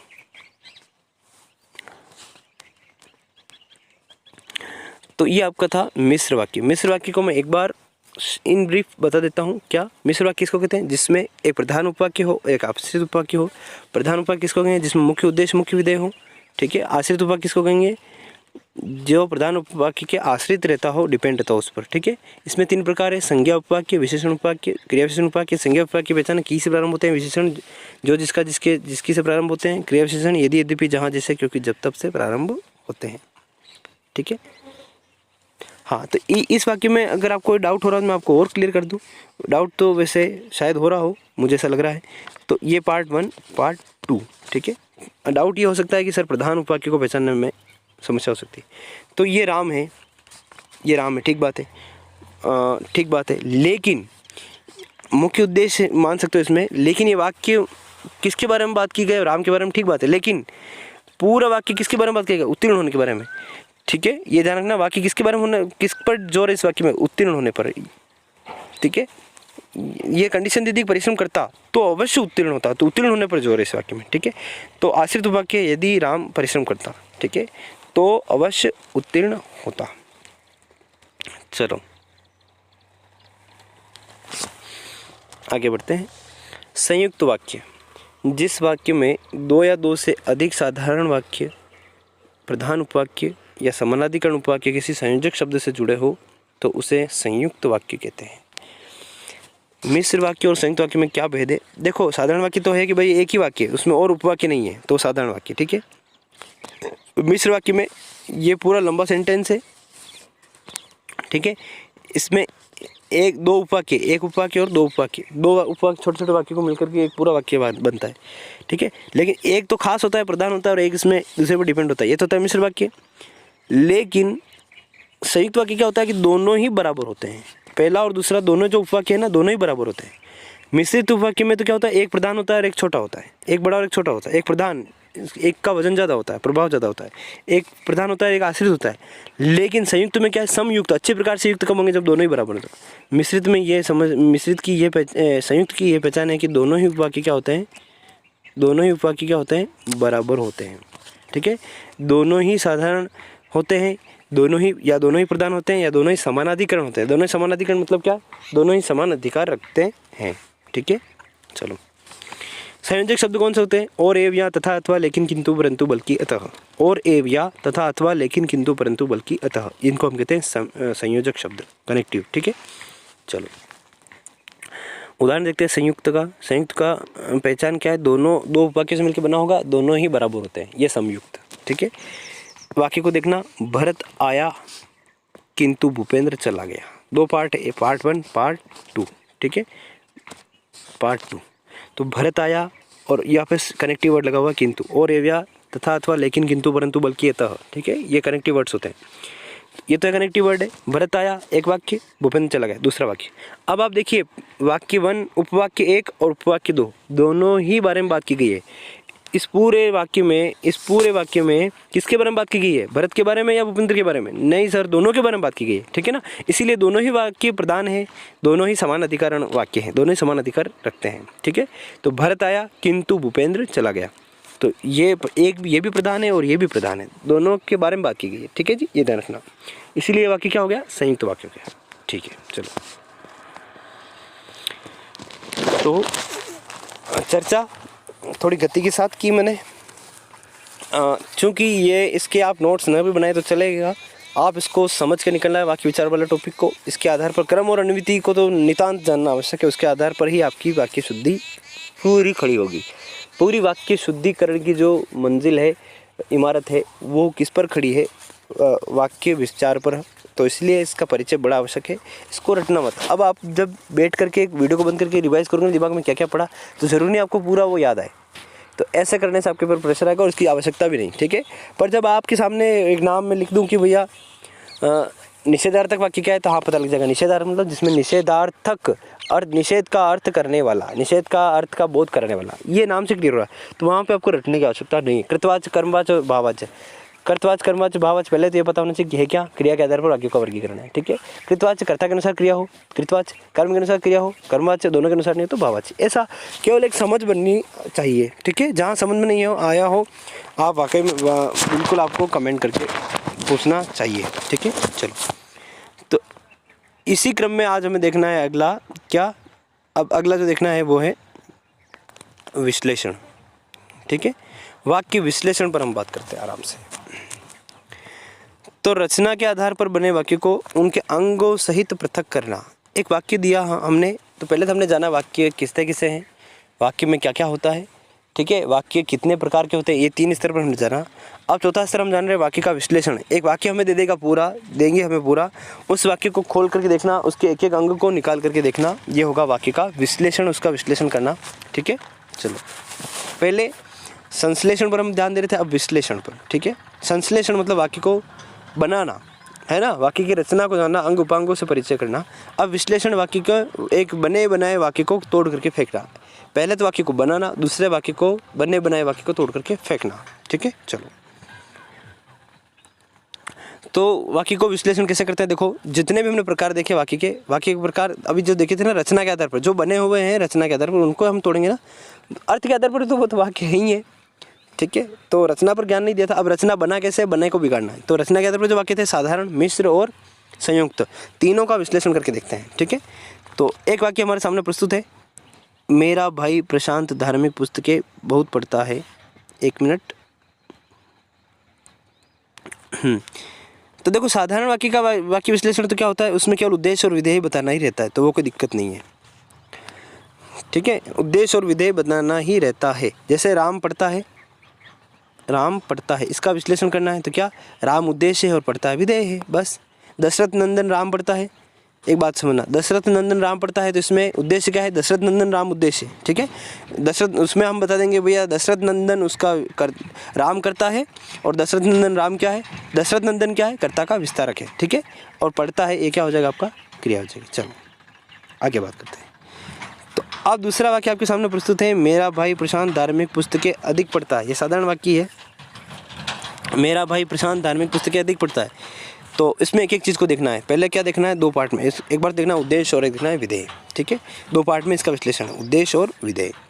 तो उद्देश्य में भी क्या चीज़ें होती है, एक कर्ता होता है, लेकिन कर्ता के साथ में कभी कभी चीज़ें ज़्यादा चिपका दी जाती है, उसके विशेषण वगैरह, उसके विस्तारक, उसका विस्तार करने वाला चिपका दिया जाता है। तो कर्ता कौन है यहाँ पर, प्रशांत है ना, तो कर्ता हो गया प्रशांत, तो ये कर्ता हो गया प्रशांत, लेकिन ये मेरा भाई क्या, इसकी विशेषता बता रहे हैं, उसके विस्तारक हैं, ठीक है। तो ये विस्तारक हो गए, ठीक है। बाकी चीज़ें ये पूरा मिला के हम विधेय करें तो ये पूरा मिला करके विधेय, लेकिन इसमें भी हम तकनीकी रूप से इसको अलग करते हैं। ये पुस्तक के कर्म है, धार्मिक उसका विश्लेषण, उसका विस्तारक है, उसका विशेषण है, ठीक है। पढ़ता है क्रिया है, और बहुत क्या उसका विस्तारक है, ठीक है। तो ये चीज़ें, चलो एक और ऐसा है, आगरा का ताजमहल दर्शनीय स्थल है। आगरा का ताजमहल दर्शनीय स्थल है, तो आराम से इसको देखेंगे, आराम से इसको देखने का प्रयास हम करते हैं। तो आगरा का ताजमहल दर्शनीय स्थल है, इसमें भी हमें देखना है वाक्य किसके बारे में, ताजमहल के बारे में, ठीक है। तो यहाँ से 2 पार्ट कर दिए, ये तो आ गया आपका उद्देश्य, ये आपका हो गया विधेय, ठीक है। यही बात है, मैं इस टेबल पर नहीं जा रहा, यहाँ पर देखना, फिर टेबल में आप जमाओगे जम भी जाएगा, ठीक है। टेबल क्या कह रही है कि भाई आप उद्देश्य और विधेय को अलग करिए। उद्देश्य में कर्ता होता है, कर्ता का विस्तारक है तो वो भी बता दीजिए। उद्देश्य में क्या होता है, कर्म और क्रिया होती है, हाँ, तो कर्म का विस्तारक है तो वो भी बता दीजिए, क्रिया का विस्तारक है तो वो भी बता दीजिए, और कुछ शब्द बचते हैं उनको पूरक कह देंगे, ये बात है ना। तो बात को बढ़ाते हैं आगे, ये पूरा वाक्य इसके बारे में, ताजमहल के बारे में, ताजमहल क्या हो गया, कर्ता, ठीक है। चलो, और ये आगरा का, ये इसकी विशेषता है, आगरा का ताजमहल, ताजमहल और भी है, राजस्थान का ताजमहल भी है, जसवंतरा, हाड़ौती का ताजमहल है, ठीक है, अवलीमणि का महल, ऐसे ताजमहल, आगरा का ताजमहल ही नहीं है, राजस्थान का ताजमहल भी है, हाड़ौती का ताजमहल भी है, ऐसे ऐसे। तो कृपया करके ध्यान देना। तो इसीलिए ये ताजमहल तो ठीक है, इसका मतलब ये नहीं ताजमहल एक ही है, ठीक है। बात को बढ़ाते आगे, तो ताजमहल कर्ता हो गया, आगरा का इसका विशेषण हो गया, ये इसका विस्तारक हो गया। तो ताजमहल तो कर्ता हो गया, आगरा का इसका विशेष विस्तारक हो गया, ठीक है। दर्शनीय स्थल है, ठीक है। तो यहाँ पर दर्शनीय स्थल है, तो ये यहाँ पर इसको गौर करते हैं ना, तो ये कर्म है क्या, कर्म नहीं है, ठीक है। क्रिया है क्या, नहीं है, ठीक है। तो क्या है, पूरक हो गए, ठीक है। तो स्थल पूरक है, स्थल है पूरक है, दर्शनीय इसका विस्तारक हो गया, इसकी विशेषता, स्थल की विशेषता, ठीक है। चलो, तो आगरा का ताजमहल दर्शनीय स्थल है। इस विश्लेषण से आपने जो पढ़ा है ना अभी, वो रिवाइज होगा, एक चीज़ रखना, इसलिए इसको आराम से देखना, जानने की दृष्टि से देखना। अभी जो हमने चर्चा पहले की वो रिवाइज यहाँ पर हो रही है, ठीक है जी। मिश्र या मिश्रित वाक्य का विश्लेषण करते हैं। तो मिश्र वाक्य में क्या होता था, एक तो प्रधान उपवाक्य होता था एक आश्रित उपवाक्य होता था, आश्रित उपवाक्य में भी प्रकार होते थे, संज्ञा है कि विशेषण उपवाक्य है, क्रिया विशेषण, ये बताना है, बता देंगे। तो सबसे पहले क्या बताएंगे, प्रधान उपवाक्य कौन सा है और आश्रित उपवाक्य कौन सा है। ठीक है, चलो तो पहला वाक्य देखिए, सुशील ने कहा कि मैं गाँव नहीं जाऊँगा। ठीक है, तो यहाँ पे की से हम वाक्य के 2 टुकड़ों में देखते हैं।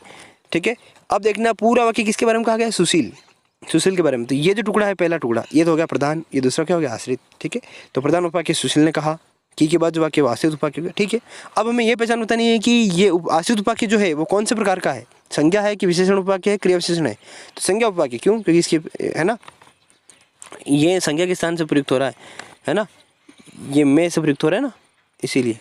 चलो इसकी पहचान तो है, ये की से प्रारंभ होते हैं संज्ञा उपवाक्य की, है ना। इस वाक्य में देखिए, मैं गांव नहीं जाऊंगा, तो ये मैं संज्ञा सर्वनाम के स्थान पर प्रयुक्त हुआ है, संज्ञा के स्थान पर प्रयुक्त हुआ है, इसलिए इसको क्या कहा, संज्ञा उपवाक्य। ठीक है, चलो तो दूसरा वाक्य देखिए, जो परिश्रम करते हैं वे सफल होते हैं। ये पूरा वाक्य देखना है, इसमें 2 उपवाक्य हैं, 1 2। ठीक है, तो ये वाक्य किसके बारे में कहा गया है, वे के बारे में बात किया गया है, वे सफल होते हैं, है ना, उनके बारे में बात की, किनके बारे में, सफल होने वालों के बारे में बात की गई है। ठीक है, उसकी विशेषता बता रहा है कि जो परिश्रम करते हैं। ठीक है, उन लोगों की विशेषता क्या बता रहा है कि जो परिश्रम करते हैं। ठीक है, ये ध्यान रखना, जो परिश्रम करते हैं वे सफल होते हैं, तो सफल होने वाले के बारे में बात की गई। तो प्रधान वाक्य कौन सा है, प्रधान उपवाक्य कौन सा है, वे सफल होते हैं। ये प्रधान उपवाक्य, आश्रित वाक्य कौन सा है, जो परिश्रम करते हैं। इसकी पहचान क्या थी, कौन सा प्रकार का है, ये ऊपर जो परिश्रम करते हैं आश्रित उपवाक्य है। हाँ, तो आश्रित उपवाक्य में कौन सा प्रकार है, विशेषण उपवाक्य है। इसकी पहचान क्या है, जो से प्रारंभ होते हैं। ठीक है, चलो तीसरा हम देखेंगे, तो शाम को गाड़ी नहीं मिली क्योंकि वह समय पर नहीं आया। ये पूरा वाक्य है, इसमें इसके पहले एक पार्ट है, दूसरा एक पार्ट है। ठीक है, शाम को गाड़ी नहीं मिली क्योंकि वह समय पर नहीं आया। तो पूरा वाक्य किसके बारे में बात की गई, शाम के बारे में। ठीक है, तो शाम हो गया प्रधान उपवाक्य, दूसरा क्या हो गया, आश्रित उपवाक्य। ठीक है, आश्रित में कौन सा है, तो शाम को गाड़ी नहीं मिली तो प्रधान हो गया, वह समय पर नहीं आया ये आश्रित उपवाक्य हो गया। और अब बात करना कि ये कौन सा प्रकार है, ये है क्रिया विशेषण प्रकार। क्रिया विशेषण प्रकार आश्रित उपवाक्य का, क्यों, कैसे पहचान हुआ, है ना, इसकी पहचान है ना, क्योंकि जब तक। ठीक है, क्रिया विशेषण की पहचान यदि यद्यपि, है ना, जहाँ जैसे क्योंकि जब तब, ये क्रिया विशेषण उपवाक्य की पहचान है। इन यदि यद्यपि क्योंकि जहाँ जैसे क्योंकि जब तब से प्रारंभ होते हैं क्रिया विशेषण उपवाक्य। ठीक है, चलो तो ये था मिश्रित उपवाक्य का विश्लेषण। यामी जो पढ़ा वो उसका रिवाइज हो रहा है, ये रिवाइजेशन हो रहा है, बहुत शानदार चीज़ है, तो आराम से देखना। संयुक्त वाक्य का वाक्य विश्लेषण, एक संयुक्त वाक्य होता है ना, संयुक्त वाक्य के विश्लेषण में साधारण वाक्यों या प्रधान उपवाक्यों या समानाधिकरण वाक्यों के उल्लेख के साथ उन्हें जोड़ने वाले संयुक्त शब्दों का उल्लेख करना होता है। ठीक है, तो संयुक्त वाक्य कहते हैं किसको थे, मैं रिवाइज कर देता हूँ। संयुक्त एक वाक्य होगा, ठीक है, उसमें वाक्य एक और दो वाक्य से मिलकर बना, तो इसलिए हम संयुक्त करें, और पर दोनों ही बराबर हो, दोनों ही प्रधान उपवाक्य हो, दोनों ही साधारण है, दोनों ही समानाधिकरण है, दोनों ही बराबर ताकत वाले हो, दोनों की बराबर प्रधानता हो, इसलिए हम क्या कहते हैं, समयुक्त, अच्छे प्रकार से युक्त। एक बड़ा एक छोटा, एक प्रधान और एक आश्रित होता है तो मिश्रित कहते थे। ठीक है ना, इतना सा अंतर है, तो दोनों को बताना है।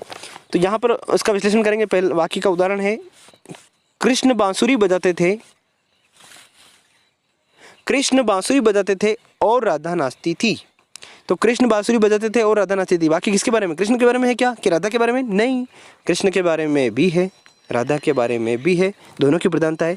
तो ये और कनेक्टिव है, इससे पहले वाला पार्ट 1 दूसरा पार्ट 2 दोनों ही वाक्य की प्रधानता है, इसलिए इस पूरे वाक्य को मैं क्या कह दूंगा, समयुक्त वाक्य। ठीक है ना, चलो तो कृष्ण बांसुरी बजाते थे, राधा नाचती थी, दोनों ही समानाधिकरण वाक्य हैं, और क्या है यहाँ पर संयोजक शब्द है, कनेक्टिव है। ठीक है, इतना सा बताना था। ठीक है, तो ये आपका वाक्य विश्लेषण हो गया।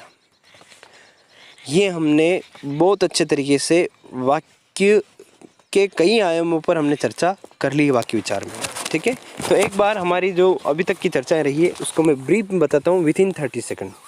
तो सबसे पहले हमने जाना वाक्य से परिचय, मन में रिवाइज कर लीजिए वाक्य किसको कहते हैं। ठीक है, शब्दों का सार्थक मेल। दूसरा हमने जाना वाक्य के अंग, वाक्य के अंग क्या क्या होते हैं, हाथ पैर मुंह नाक नहीं, वाक्य के अंग होते हैं, उद्देश्य होता है वाक्य में, और एक होता है विधेय। ठीक है, उद्देश्य करता ही उद्देश्य, वाक्य जिसके बारे में वाक्य कहा गया हो उसको उद्देश्य कहते हैं, और उद्देश्य के बारे में जो कुछ कहा गया वाक्य में वो विधेय होता है। ठीक है, फिर वाक्य के प्रकार देखिए, क्रिया के आधार पर, अर्थ के आधार पर, क्रिया के आधार पर, अर्थ के आधार पर और रचना के आधार पर। क्रिया के आधार पर कृतवाच्य, कर्मवाच्य, भाववाच्य अर्थ के आधार पर 8 प्रकार थे, विधान, निषेध वगैरह, संदेह, संकेत, इच्छा, है ना, 8 प्रकार के थे। विनिया, विस, क्रिया के आधार पर, अर्थ के आधार पर और रचना के आधार पर। रचना के आधार पर वाक्य बनता है, एक तो साधारण वाक्य होता है, दूसरा मिश्रित होता है, तीसरा संयुक्त वाक्य होता है। ठीक है, तो ये हमने अभी तक जाना। अब आपको ये 5 स्टार पॉइंट है, इनके बिना आप वाक्य शुद्धि नहीं कर पाएंगे, गारंटी है। तो वाक्य में पदों का क्रम, ठीक है, और वाक्य में चौथा बिंदु, वाक्य में पदों का क्रम देखना है। इसके बाद हमें देखना है वाक्य में पदों की अन्विति। ठीक है, तो एक बार पदों के क्रम को देखते हैं। पद किसको कहते हैं मैंने आपको बता चुका हूँ, फिर भी एक बार मैं इसको दोहरा देता हूँ। वाक्य में पद किसको कहते हैं? वाक्य होता है शब्दों का सार्थक मेल, ठीक।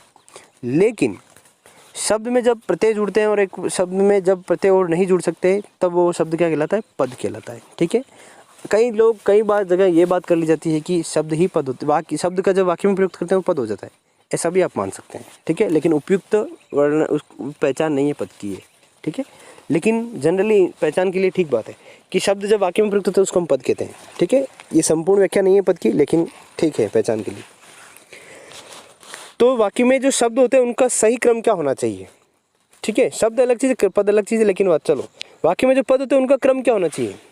तो इस पर कई नियम है जो मानव संसाधन विकास मंत्रालय ने इसको मान्यता दे रखी है, हमारे व्याकरण विदों ने इसको मान्यता दे रखी है। तो वाक्य में मेनली तो 3 चीज़ें होती है, कर्ता होता है, कर्म होता है और क्रिया होती है। ठीक है,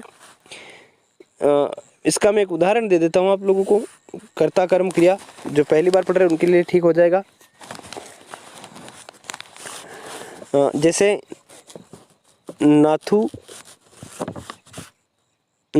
जो है, नाथू आम खा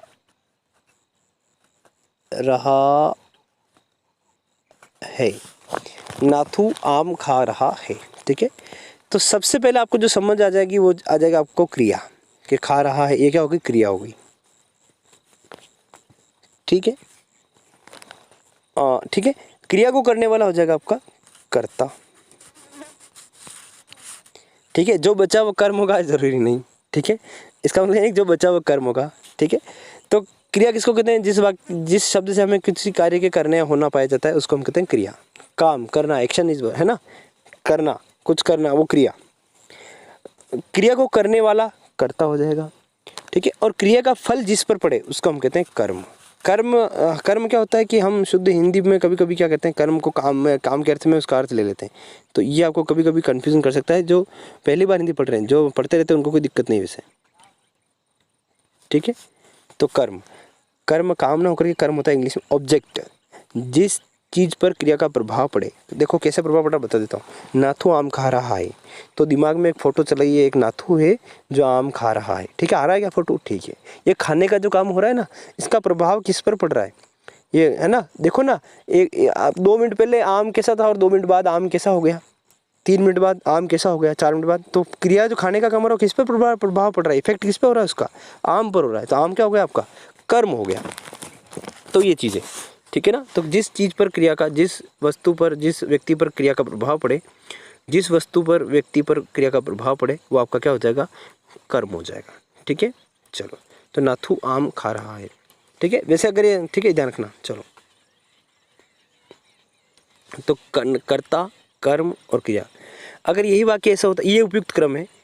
वाक्य पहला नियम बता देता हूँ कि पदों का क्रम का पहला नियम है, मेन नियम, ये तो पता होना ही चाहिए सबको। कर्ता आता है, फिर कर्म आता है, फिर क्रिया आती है। कर्ता आता है, कर्म आता है, क्रिया आती है। कर्ता आता है, कर्म आता है, क्रिया आती है। ठीक है ना, कर्ता आता है, कर्म आता है, क्रिया आती है। ये थोड़ा देख लेना।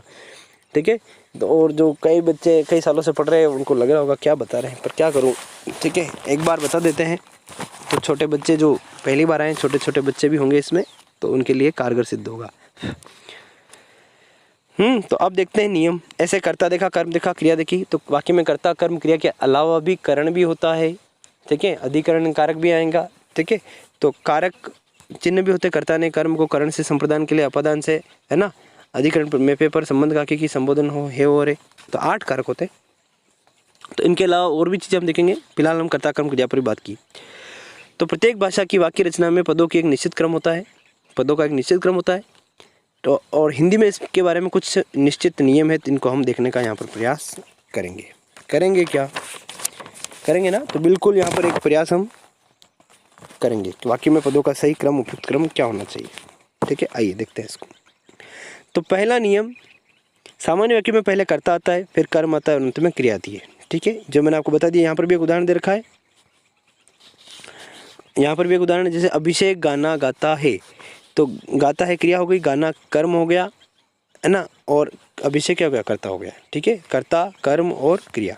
चलो ठीक है, कर्म की पहचान का ये भी है, क्या किसे किसको प्रश्न कर दिया, जो उत्तर मिले वो आपका कर्म होता है। ठीक है, तो क्या गाता है, क्रिया के साथ क्या किसे किसको लगाइए, क्या गाता है, गाना गाता है। ठीक है, चलो, तो गाना आपका हो गया कर्म।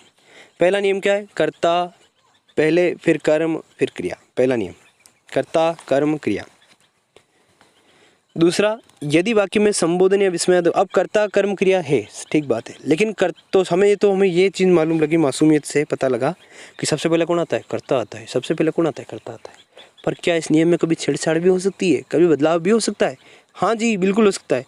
तो जी बताइए कब हो सकता है? तो ये दे रखा है, कब हो सकता है, जब वाक्य में संबोधन या विस्मय आदि बोधक हो तो वह कर्ता से पहले आएगा। जैसे अरे, ये देखिए, अरे अरे हरिण भाग गया, तो भागने का काम तो करता ये रहा हरिण, लेकिन अरे हरिण भाग गया।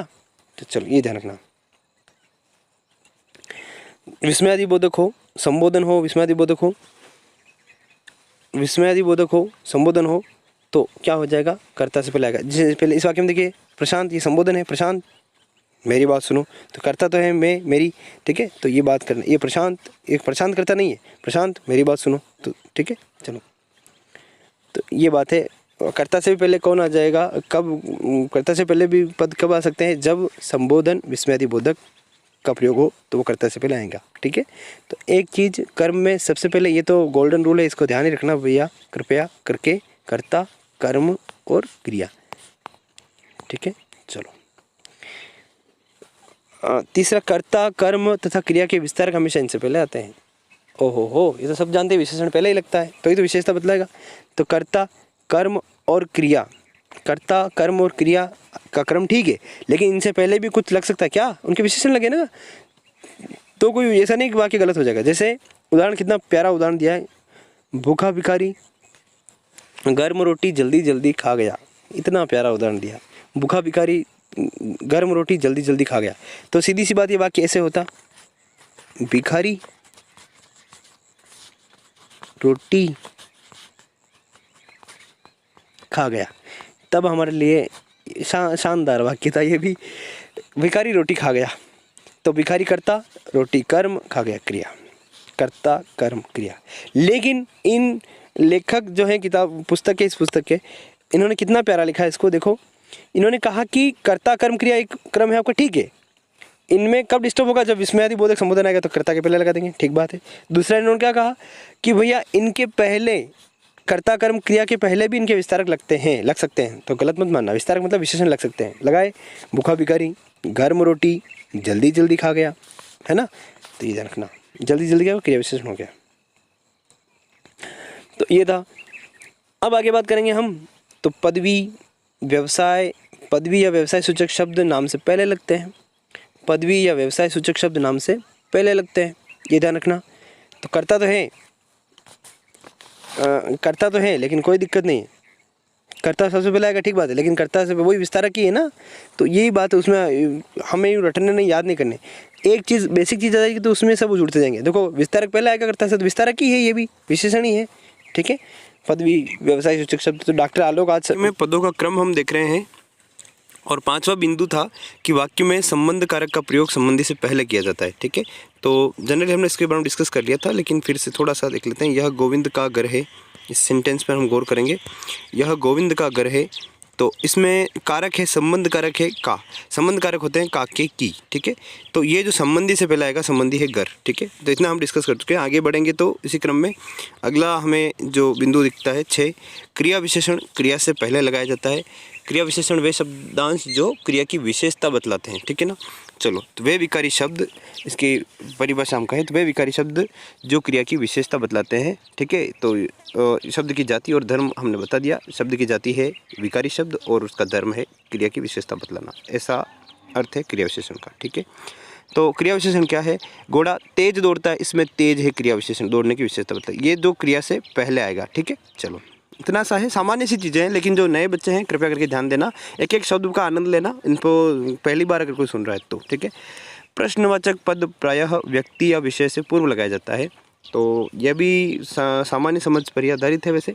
जैसे उदाहरण, तुम किस व्यक्ति की बात कर रहे हो, तो इसमें जो प्रश्नवाचक पद है ये रहा प्रश्नवाचक पद। ठीक है, तो तुम किस व्यक्ति की बात कर रहे हो, तो व्यक्ति से पहले लगाए, इतना सा बस, व्यक्ति या विषय से पहले लगता है। ठीक है, तो सामान्य समझ लेके चलिए, आगे हमें वाक्य में ये चीज़ें काम देने वाली है। पूर्वकालिक क्रिया मुख्य रूप से पहले आती है, मुख्य क्रिया से पहले आती है। तो देखो कभी कभी क्या होता है कि दो क्रियाएं साथ में आती है, संयुक्त क्रिया होती है, और एक देखना इधर, जैसे हम कहते हैं खाना खा लिया, वो तो होती है संयुक्त क्रिया, खा और लिया, ऐसा दोनों। ठीक है, सो गया, तो सोना और गया जाना दो चीज़ होती है, लेकिन वो सो गया तो सो गया। ठीक है, वो होती संयुक्त क्रिया। यहाँ पर दूसरी चीज़ है, दो क्रियाओं का होना एक वाक्य में जब बताया जाता है, तो होता क्या है कि एक क्रिया तो पहले संपन्न होती है और एक क्रिया बाद में संपन्न होती है। अर्थात यूँ कहे कि एक क्रिया के होने के बाद दूसरी क्रिया होती है। ठीक है, तो जो पहले होती है उसको हम कहते हैं पूर्वकालिक क्रिया, तो जो पहले संपन्न होती है उसको हम कहते हैं पूर्वकालिक क्रिया। उदाहरण के माध्यम से इसको समझेंगे, आइए। तो वह खाना खाकर चला गया, तो सेंटेंस है वह खाना खाकर चला गया, वह है कर्ता। ठीक है, इस वाक्य में, और खाना ऑब्जेक्ट कर्म है, खाकर चला गया। तो यहाँ पर देखना पहली क्रिया और दूसरी क्रिया में, इसको थोड़ा सा और अच्छे से करते हैं इसको। तो ये खाकर एक क्रिया तो ये रही, और एक चला गया। ठीक है, आराम से देखना, खाकर चला गया, तो पहले कौन सी हुई है? खाने की क्रिया, तो खाकर। ठीक है, खाकर, ये है पूर्वकालिक क्रिया। पूर्व पहले, कालिक मतलब समय की, पहले समय की। ठीक है, पहले समय में मतलब समय, दो समय चल रहे हैं ना, एक तो खाना, एक समय में तो खाने का काम हुआ, दूसरे में जाने का काम हुआ। तो पहले वाले समय में क्या हुआ है? खाने का, पहले क्या हुआ है? खाना। तो खाकर पूर्वकालिक क्रिया है, और ये चला गया है, ये इसके बाद वाली क्रिया। ठीक है, तो ये इतनी सी है। चला गया, यहाँ पर आप देखोगे तो ये संयुक्त क्रिया है, चला और गया। ठीक है, ये संयुक्त क्रिया, एक पद है अपने आप में। ठीक है, चलो, तो पूर्वकालिक क्रिया पहले आएगी, सीधी से सामान्य समझ पहले हो रही, तो पहले इसको बताएंगे।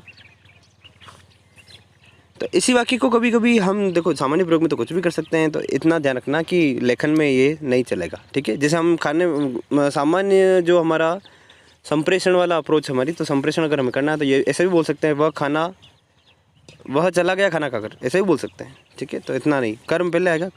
ठीक है, कर्ता कर्म क्रिया, तो कर्म को पहले ही लेना है, खाना। ठीक है, तो ये ध्यान रखना।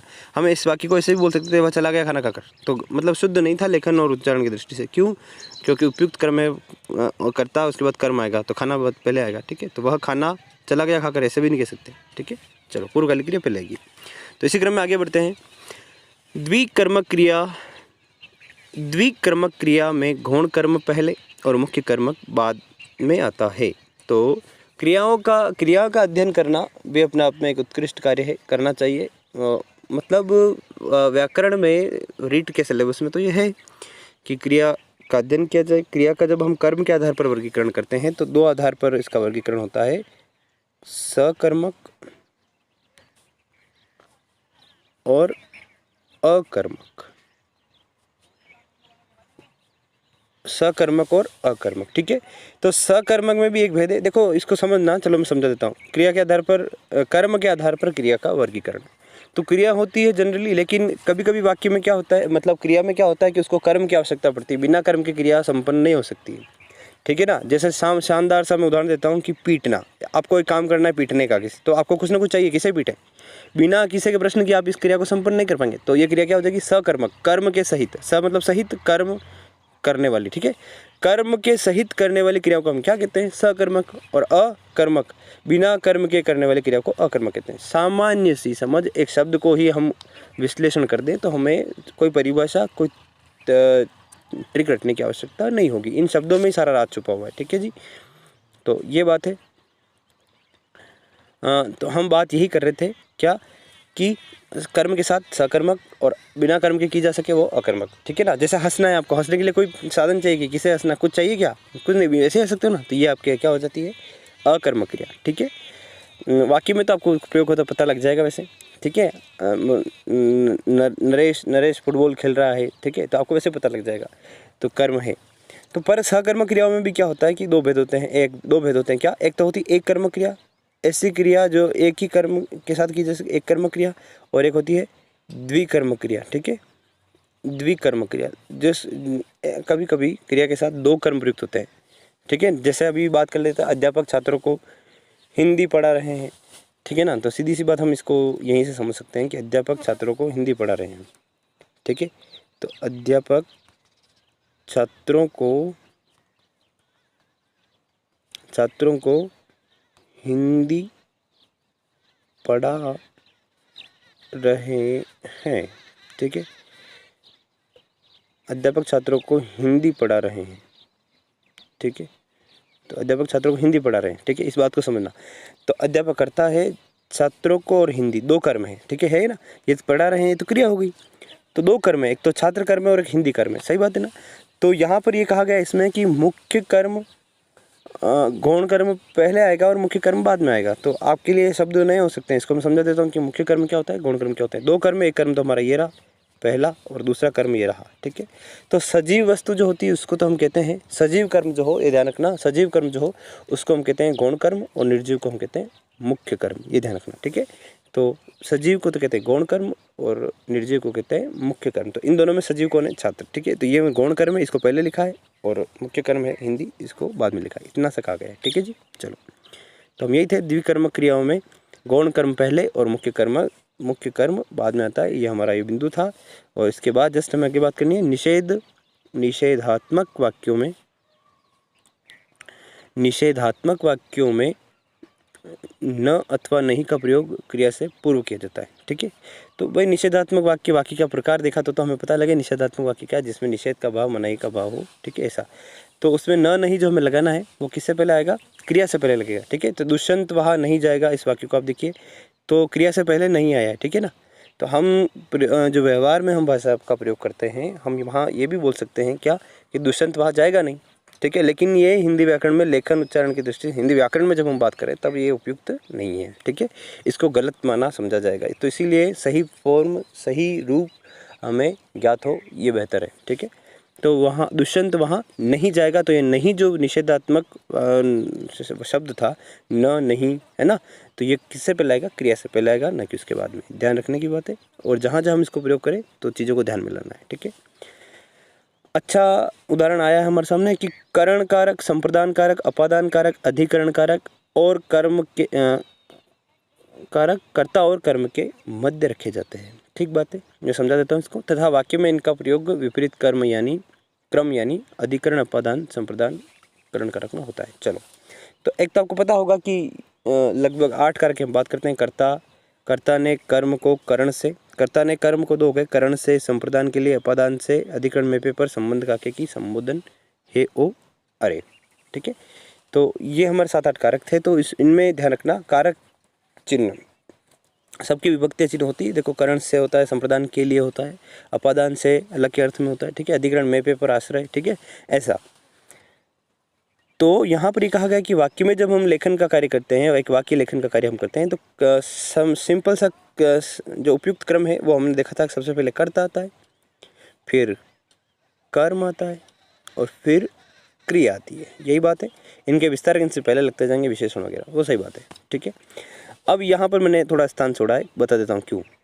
तो इन्होंने कहा, देखो, कारक जब हम बोलते हैं, कारकों को बोलने का कर्म है, कर्ता ने कर्म को करण से, संप्रदान के लिए अपादान से, अधिकरण में पर संबंधन का संबंध का के की संबोधन है और ऐसा। तो ये इसने कहा कि करण, संप्रदान, अपादान, अधिकरण, ये क्रम होता है, ठीक बात है, कारकों का। लेकिन कर्ता और कर्म के जब इनके मध्य इन कारकों को हम रखते हैं, कर्ता और कर्म के मध्य ये कारक आते हैं, कौन कौन से, ये चारों, ठीक है। तब इनका क्रम उल्टा हो जाएगा, ये कहा है कि तब इनका क्रम उल्टा हो जाएगा। और मैं थोड़ा सा इनको सही कर देते हैं। आस्क, ये एक जब मैं पढ़ता था तब ये ट्रिक थी मेरी, ठीक है। तो कई चीज़ें देखो, हम ट्रिक, कई चीज़ें हमें हेल्प करती है, तो विरोध किसी का नहीं। तो सभी जो साधन है ना, उनका स्वागत करना चाहिए, ये कभी ना कभी हमें हेल्प करते हैं। आस्क, ठीक है।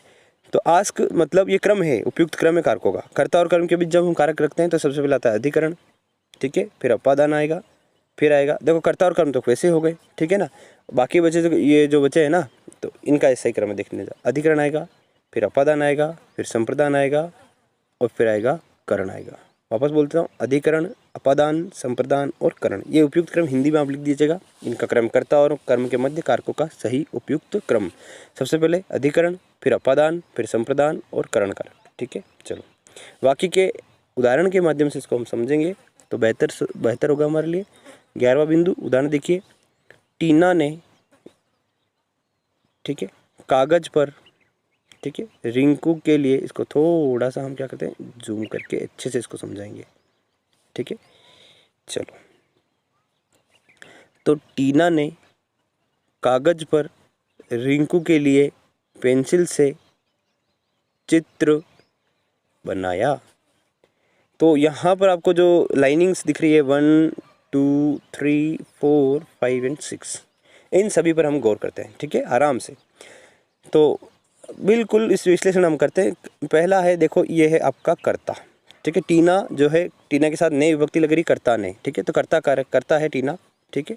चलो फिर दूसरा देखेंगे तो क्रिया है। क्रिया देखिए उपयुक्त, तो सही 3 चीज़ों को हमें पकड़ना है मेनली, कर्ता, कर्म और क्रिया, इन चीज़ों को पकड़ना है। तो दूसरा जो इस तरह है हमारा, क्रिया को हम पकड़ते हैं। तो बनाना क्रिया है, ये है 6, छठवा जो है ये क्रिया है ना, तो ये क्रिया है। तो कर्म ढूंढिए, ठीक है, तो कर्म है इसमें चित्र, ये है आपका चित्र, कर्म है, ठीक है। क्या बनाया, चित्र बनाया। चलो, तो हमें कर्ता, कर्म, क्रिया ये तो मिल गई। अब इनके बीच में ये 3 कारक फंसे हुए हैं, ठीक है। तो देखिए, सबसे पहले आस्क वाला क्रम था, तो ये आस्क वाला क्रम होता है, अधिकरण पहले आएगा, फिर अपादान आएगा, फिर संप्रदान आएगा और फिर करण आएगा, ठीक है।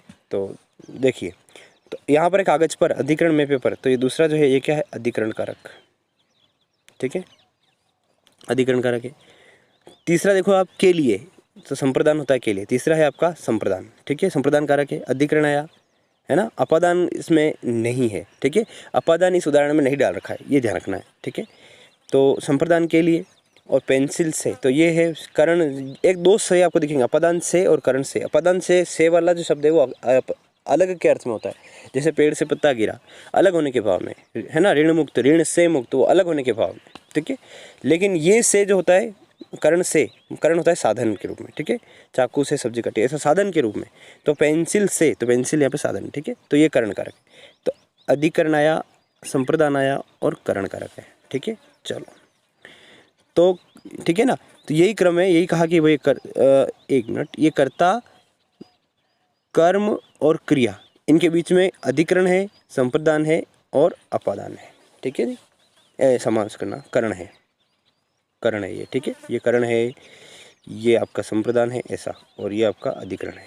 तो ये क्रम बताया इन्होंने, ठीक है। आस्क वाला क्रम ध्यान रखना, ठीक है। तो हमें इतना लंबा वाक्य है कि हम अगर सामान्य से समझ में कोई वाक्य लिख के उल्टा भी लिख दे और उसमें बताया कि भैया गलती क्या है ना, इसमें एरर फाइंड कीजिए, तो हम नहीं कर पाएंगे जब तक कि हमें इसकी मूलभूत संकल्पनाओं का, मूलभूत जो नियम होते हैं उनका ज्ञान हमें नहीं हो उस स्थिति में। तो इसी वाक्य को जैसे आप प्रैक्टिकल करना, अगर कोई ग्रेजुएट भी है तो उसके सामने आप लिखोगे तो उसको सही नहीं कर पाएगा। देखो जैसे बोलते हैं, टीना ने कागज पर पेंसिल से रिंकू के लिए चित्र बनाया, ये भी आप लिख दोगे ना किसी के सामने, जो हिंदी साहित्य में या हिंदी लिटरेचर में या वैसे ग्रामर में ग्रेजुएशन हो, तो सामान्य से छोटी छोटी बातों पर कई बार ध्यान नहीं देते, ठीक है ना। तो उनको भी इसको सही नहीं कर पाएंगे। जैसे इसको लिख सकते हैं आप कि टीना ने कागज पर पेंसिल से रिंकू के लिए चित्र बनाए, तो भी उसमें एरर फाइंड नहीं कर पाएंगे। सही सब तक तो ठीक है, लेकिन ये उपयुक्त क्रम है, ध्यान रखना, बारीक चीज़ें हैं, ठीक है जी। चलो, अगला उदाहरण है, वो है आपका पूरक। कृत्रिपूरक स्थिति में सदैव कर्ता के बाद तथा कर्म पूरक स्थिति में कर्म के बाद रहता है, ये बात ठीक है। तो पूरक जो शब्द होते हैं ना, कर्ता पूरक जो होते हैं कर्ता के बाद होंगे और कर्म पूरक जो होते हैं कर्म के बाद होते हैं, ये कहने का प्रयास यहाँ पर किया गया है, ठीक है। मिश्र वाक्य की संरचना में प्रधान वाक्य प्रायः आश्रित उपवाक्य के पहले आता है। मिश्र वाक्य की संरचना में प्रधान वाक्य, अब यहाँ पर देखो जैसे ये नियम हमें बता रहे मिश्र वाक्य, मैं आपको पहले ये नहीं बताता कि मिश्र वाक्य क्या है, तो यहाँ पर स्थिति गंभीर हो जाती है, ठीक है। तो अब मुझे उम्मीद है कि आपको क्लियर होगा मिश्र वाक्य क्या है। मिश्र वाक्य, मिश्र मतलब मिश्रित हो गया, मिश्रित वाक्य भी इसको कहते हैं। तो एक वाक्य और दूसरा वाक्य, दो को मिला करके एक बड़ा वाक्य बनता है, ठीक है ना, ठीक है। तो ध्यान रखना, तो एक तो होता है प्रधान, एक की इंपॉर्टेंस ज़्यादा होती है, एक बड़ा और एक छोटा होता है, ठीक है। एक तो होता है प्रधान और दूसरा होता है इस पर आश्रित, ठीक है। तो इस वाक्य को हम कहते हैं मिश्रित वाक्य, ठीक है।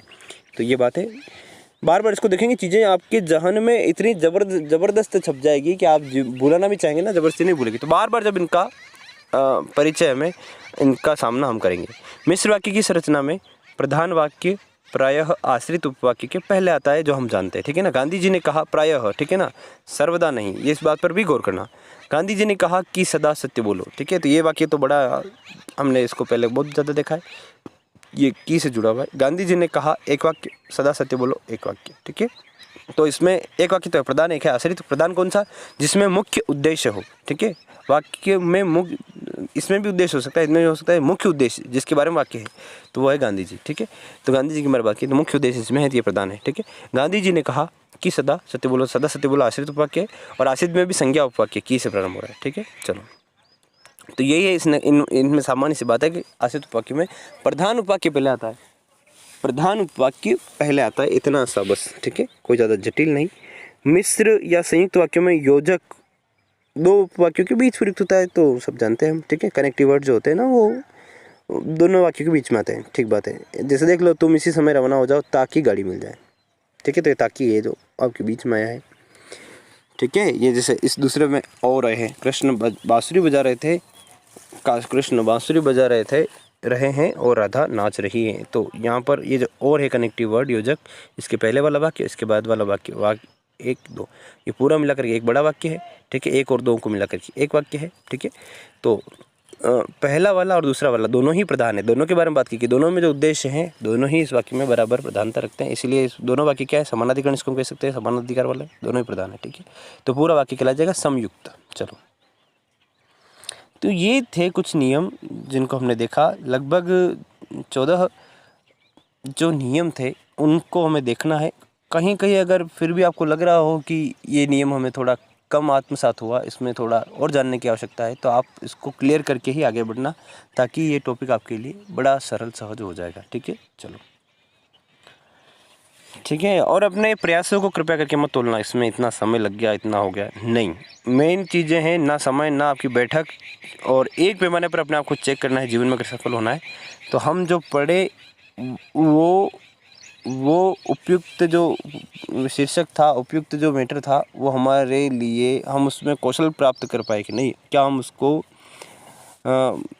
उसमें प्रदर्शन कर पा रहे हैं या नहीं, इस पैटर्न पर पैमाने पर चेक करना, फिर आगे बढ़ना। जीवन में निश्चित ही आपको सफलता पहले प्रयास में मिलने वाली है। पहले प्रयास में सफलता उन्हीं को मिलती है जो भी पढ़ रहे हैं उसको उसका कौशल प्राप्त करके आगे निकलते हैं, ठीक है ना। केवल पढ़ना, रीडिंग लगाना, हाँ मैंने पढ़ ली हिंदी व्याकरण, एक बार पढ़ ली, रिवीजन भी कर लिया, कोई मतलब नहीं, ठीक है। एक बार पढ़े चाहे 100 बार पढ़े, आपको कौशल प्राप्त हो जाना चाहिए, ठीक है। चलो, ज्ञान अवबोध ये आपने देखे होंगे ना। चलो, बात को बढ़ाते आगे। तो क्रम जान लिया, अब अंतिम स्तर पे हमें अन्विति में बात करनी है। वाक्य में शब्द होते हैं, शब्दों से वाक्य बनता है, शब्दों को ही पद कह रहे हैं, तो पदों की अन्विति क्या है, इस पर हम बात करते हैं। तो अन्विति को समझना है, फिर हमारा अगला जो आयाम है वो यही है, जब हम वाक्य का पूरा परिचय कर लेते हैं उसके बाद वाक्य की शुद्धि पर हम जाने वाले हैं, ठीक है। तो आइए वाक्य में पदों की अन्विति हम देख लेते हैं, अन्विति कैसे, ठीक है, अन्विति कैसे, उस पर हम बात कर लेते हैं, ठीक है। तो वाक्य में पद होते हैं, हम सभी जानते हैं वाक्य में पद होते हैं। तो पदों का सही क्रम ही पर्याप्त नहीं होता, पदों को भी हमने क्रम जाना ना, तो पदों का सही क्रम ही पर्याप्त नहीं होता, बल्कि उसके पदों में अन्विति का होना भी आवश्यक है।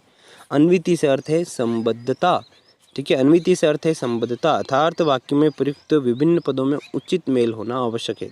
कैसे, इसको देखते हैं। ये तो जैसे राम आम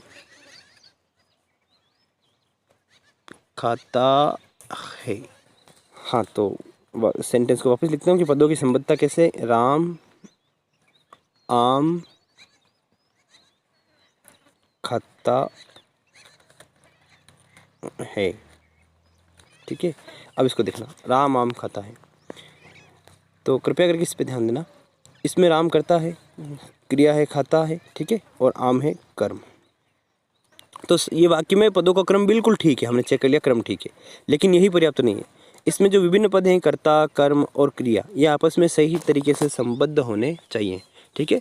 यहाँ पर क्रिया है खाता है, तो अभी तक वाक्य सही है। लेकिन अगर यही वाक्य ऐसे होता खाती है, राम आम खाती है, तो आप हंस भी देते इस वाक्य में और गलत हो जाता है ना। गलत क्यों हुआ? आपको पता लग गया कि ये खाती नहीं खाता होगा। क्यों होगा? क्योंकि क्रिया जो है कर्ता के अनुसार है, इसकी संबद्धता अभी कर्ता के अनुसार है, ठीक है ना। संबद्धता कर्ता के साथ है, तो कर्ता का लिंग वचन निर्धारित करेगा क्रिया का लिंग वचन, कर्ता का लिंग वचन क्रिया का लिंग वचन निर्धारित करेगा, ठीक है ना। ये हमने कृतवाच्य वाक्य देखा था। यहाँ पर कर्ता के साथ विभक्ति नहीं है, तब तक क्या है कि कर्ता के अनुसार ही क्रिया का लिंग वचन आएगा। ये कृतवाच्य वाक्य हो गया, ठीक है। क्रिया का लिंग वचन कर्ता के अनुसार होगा, ठीक है।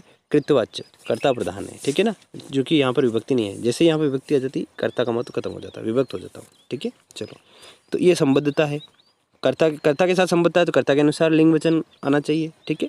और जब कर्म के अनुसार है तो कर्म के साथ लिंग वचन आना चाहिए, ठीक है ना। जैसे यही वाक्य होता है, मैं कर्म के साथ संबद्धता बता देता हूँ।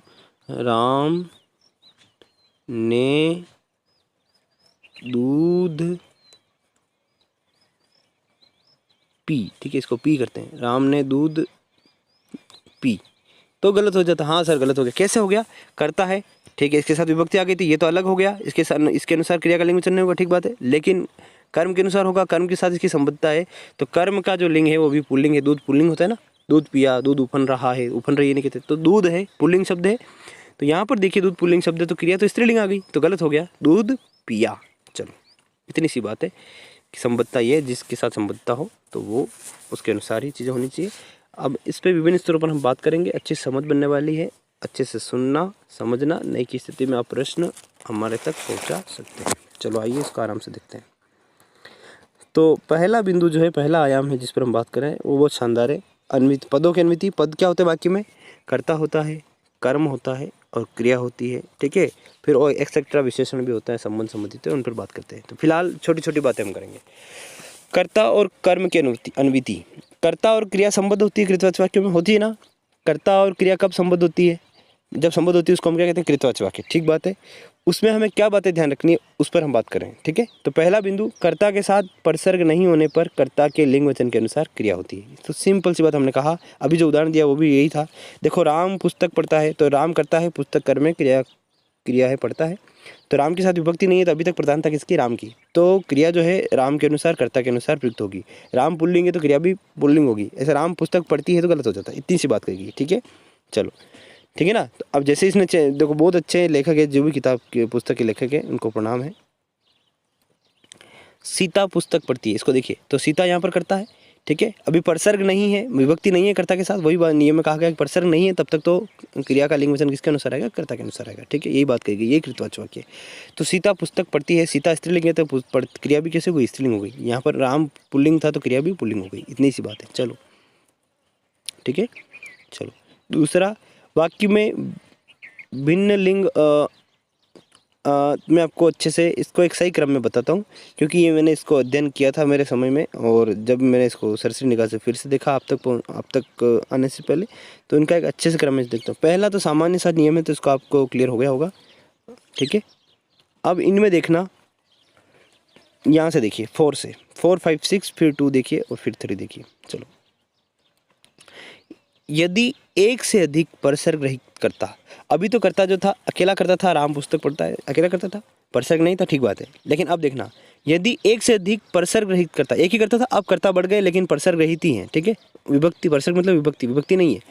तो यदि एक से अधिक परसर्ग रहित कर्ता एक ही पुरुष लिंग वचन के हों, ठीक है। कर्ता पहले एक था राम, अब कर्ता बढ़ रहे हैं, और वो जो बढ़ ज़्यादा करता है ना, वो एक ही पुरुष लिंग और वचन एक वचन के हों, तो क्रिया इस लिंग के बहुवचन में होगी, ठीक है ना।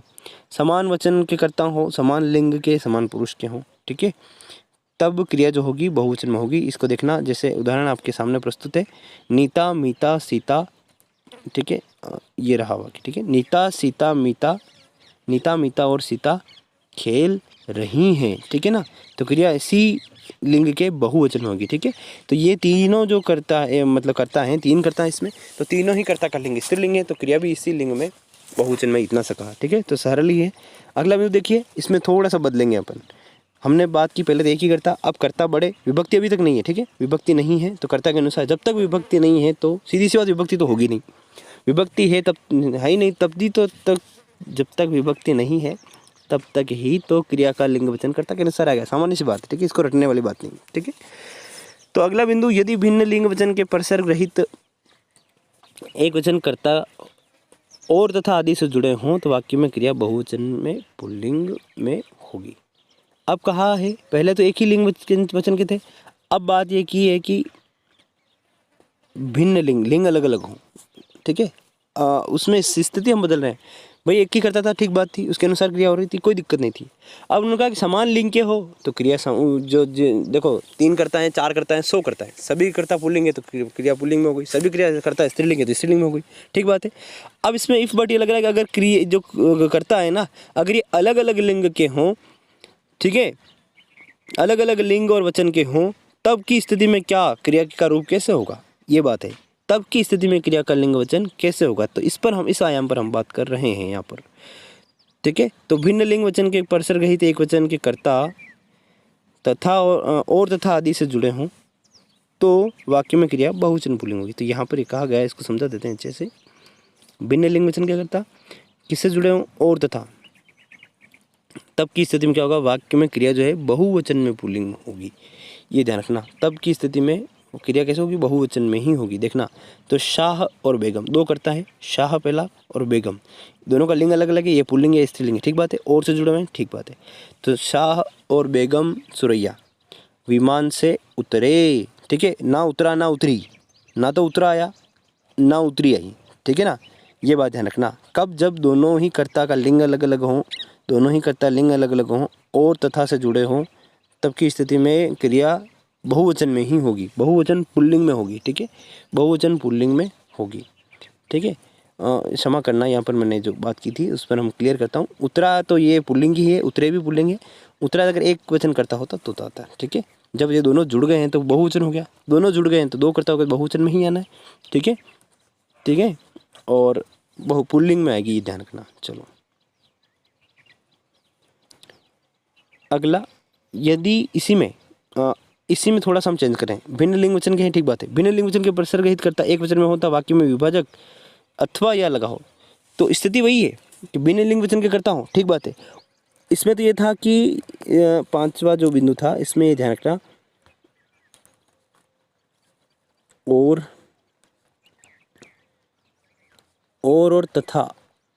तथा से जुड़े हों तो क्या होगा, क्रिया बहुवचन पुल्लिंग में होगी। अब यही बातें कर्ता जो है भिन्न लिंग वचन के हैं, परसर्ग रहित हैं, परसर्ग रहित तो ठीक बात, परसर्ग रहित होंगे तो ही क्रिया की संबद्धता कर्ता के अनुसार होगी, परसर्ग रहते ही तो क्रिया कर्ता अलग हो जाएगा, इसके साथ संबद्धता नहीं रहेगी, ठीक है। तो यही बात बार बार इन्होंने कही गई है शब्द से, परसर्ग रहित, इस पर बहुत ज़्यादा जोर है, हर बात में, हर नियम में ये रखा, परसर्ग रहित मतलब विभक्ति नहीं है, विभक्ति होते तो कर्ता विभक्त हो जाएगा, ठीक है। चलो, तो विभक्ति नहीं है, कर्ता की संबद्धता क्रिया के अनुसार है, एक करता है तो उसके अनुसार ही लिंग वचन आ गया क्रिया का, 2 करता है तो समान लिंग वचन के तो उसी में बहुवचन में आ जाएगी, उसी लिंग में। अलग अलग हैं और तथा से जुड़े हुए हैं, अरे कर्ता ये 2 करता है, कर्ता 1 और कर्ता 2, ठीक है। अगर और तथा से जुड़े हुए हैं तो क्रिया जो है, क्रिया वर्ब, ये बहुवचन पुल्लिंग में आ जाएगी, ठीक है। और ये छठा नियम जो ये कह रहा है वो क्या है कि अगर अथवा और या से जुड़े हो, अथवा या से जुड़े हों, तब की स्थिति में दूसरे कर्ता के अनुसार क्रिया का लिंग वचन होगा, ठीक है, दूसरे। तो यही बात है जब हम सब्जेक्ट वर्ब एग्रीमेंट, ठीक है, अगर इंग्लिश में पढ़े ना एनवीटी को, कर्ता कर्म, कर्ता और क्रिया की एनवीटी हम पढ़ रहे हैं, इसी बात को इंग्लिश में कैसे पढ़ते हैं, इंग्लिश ग्रामर में सब्जेक्ट वर्ब एग्रीमेंट। तो वहाँ पर भी ये कहा जाता है कि और नोर के बाद वाले और या नोर से, जब वाक्य में और नोर का प्रयोग होता है ना, नाइदर नोर वाला, तो नोर वाले बाद में तो जो कर्ता आता है ना, उसके अनुसार लिंग वचन होता है क्रिया का, यही बात है। तो गुंजन या अभिषेक चला गया, इसी वाक्य को बदल दो, अभिषेक या गुंजन चली गई, ठीक है ना। तो गुंजन या अभिषेक चला गया, ये वाक्य देखिए, गुंजन या अभिषेक चला गया, या है ना, तो सीधी सी बात है सॉरी, तो गुंजन या अभिषेक चला गया, तो अभिषेक के अनुसार चला गया आया, ठीक है। इसी को हम बदल दें, कर्ताओं का क्रम बदल दें, अभिषेक या गुंजन, तो दूसरा गुंजन के अनुसार क्रिया का लिंग वचन होगा, चली गई, ठीक है। चलो दूसरा उदाहरण, प्रशांत अथवा वर्षा गाना गाएगी, है ना। तो यहाँ वर्षा के अनुसार वही इस अलग उदाहरण लेके बता दिया कि इसमें पहले बाद में अभिषेक था तो इसके अनुसार क्रिया का लिंग वचन आया, इसमें स्त्रीलिंग वाला शब्द था तो इसके अनुसार क्रिया का लिंग वचन आया। ठीक है, चलो ठीक है। अब पढ़िए दूसरा 4, 5, 6। अब दूसरा पढ़िए। वाक्य में भिन्न लिंग वचन के अनेक कर्ता परसर्ग रहित हो, परसर्ग रहित तो होंगे, है ना, तो क्रिया बहुवचन में होती है अथवा उसका लिंग अंतिम कर्ता के अनुसार होता है। जैसे पहले तो ये बात है कि एक ही वचन में हो, ठीक है। तो इसमें ये आ रहा है अब कि वही छठवें नियम के बाद एक कंडीशन और लगाते हैं कि भिन्न लिंग वचन के करता है, भिन्न लिंग वचन के करता है, और तथा से जुड़े हुए तो बहुवचन पुल्लिंग में आती है, ठीक है। अथवा या से जुड़े हों तो अंतिम कर्ता के अनुसार आती है। और अब यहाँ पर ये कहा गया है कि जो कर्ता होते हैं ना वो बहुवचन में हो, अनेक कर्ता। दूसरे वाक्य को देखिए, वाक्य में भिन्न लिंग वचन के अनेक कर्ता परसर्ग रहित हों तो क्रिया बहुवचन में प्रयुक्त होती है तथा उसका लिंग अंतिम कर्ता के अनुसार होता है जब ये बहुवचन में हो, ठीक है। तो लड़के और लड़के, यहाँ पे कर्ता आप देख रहे हैं कि ये कर्ता जो हैं दोनों बहुवचन में, ठीक है। तो क्रिया बहुवचन में होगी, ठीक बात है। और अंतिम कर्ता के अनुसार इसका वचन होगा। लड़के और लड़कियाँ खेलती है, इसी को हम बदल दें इस वाक्य को, तो लड़कियाँ और लड़के खेलते हैं, ये देखो कर रखा है, ठीक है। समझ में आ गया होगा। पहले जो हम चौथा, पाँचवा, छठा पढ़े तो उसमें जो कर्ता थे भिन्न लिंग वचन के थे, ठीक है। पर दोनों ही जो कर्ता थे, 3 कर्ता थे, वो एक ही वचन में थे, मतलब एक ही वचन मतलब समान वचन के थे, ठीक है। यहाँ पर ये कि दोनों ही, यहाँ पर भी दोनों एक ही वचन के हैं। एक ही वचन मतलब दोनों बहुवचन में हैं। एक ही वचन का मतलब एक तो एक वचन कह रहा हूँ, एक ही मतलब एक तो होता है समान, ठीक है। तो समान वचन में है, लड़के भी बहुवचन में हैं तो लड़कियाँ भी बहुवचन में, ये बात है, ठीक है। तो जब कर्ता बहुवचन में हो, जब कर्ता लिंग तो भिन्न है, ठीक बात है, पर बहुवचन में जब कर्ता हो तो क्रिया बहुवचन में ही होनी है, स्वाभाविक सी बात है, और से जुड़े हुए हैं तो। लेकिन अंतिम कर्ता के अनुसार हम क्रिया का लिंग वचन तय करेंगे, ठीक है। चलो इसको अच्छे से समझना, एक सीक्वेंस में मैंने बताया परिवर्तन का प्रयास किया, उसको लिखना, ठीक है। तो धीरे धीरे चीज़ें क्लियर हो जानी है। आदर सूचक एक वचन कर्ता के साथ क्रिया बहुवचन में आती है। हाँ देखो, हमने जो पहला ये जो अब जो 7वां बिंदु बात करें ना, ये पहले में एक पहले का उपभेद है, पहला नियम जो पड़ा था, ठीक है। कर्ता परसर्ग रहित हो तो उसके अनुसार क्रिया का लिंग वचन आता है, ठीक बात है। लेकिन कर्ता एक वचन तो क्रिया भी एक वचन में, कर्ता एक वचन में तो क्रिया भी एक वचन में आएगी। जैसे राम एक वचन था, राम खाना खाता है, तो क्रिया भी एक वचन में आ गई, ठीक है। लड़के होता तो लड़के खाना खाते हैं, ऐसा होता।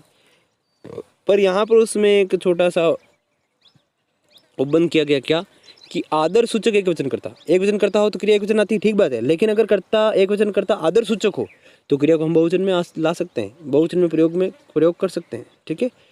देखिए, माता जी खाना बना रही हैं, ठीक है। तो ये हैं जो है आपको बता रहा है, इसमें बिंदी है ना, तो ये बात ध्यान रखना। एक तो होता है हैं और एक होता है ये है, ये चीज़ ध्यान रखना।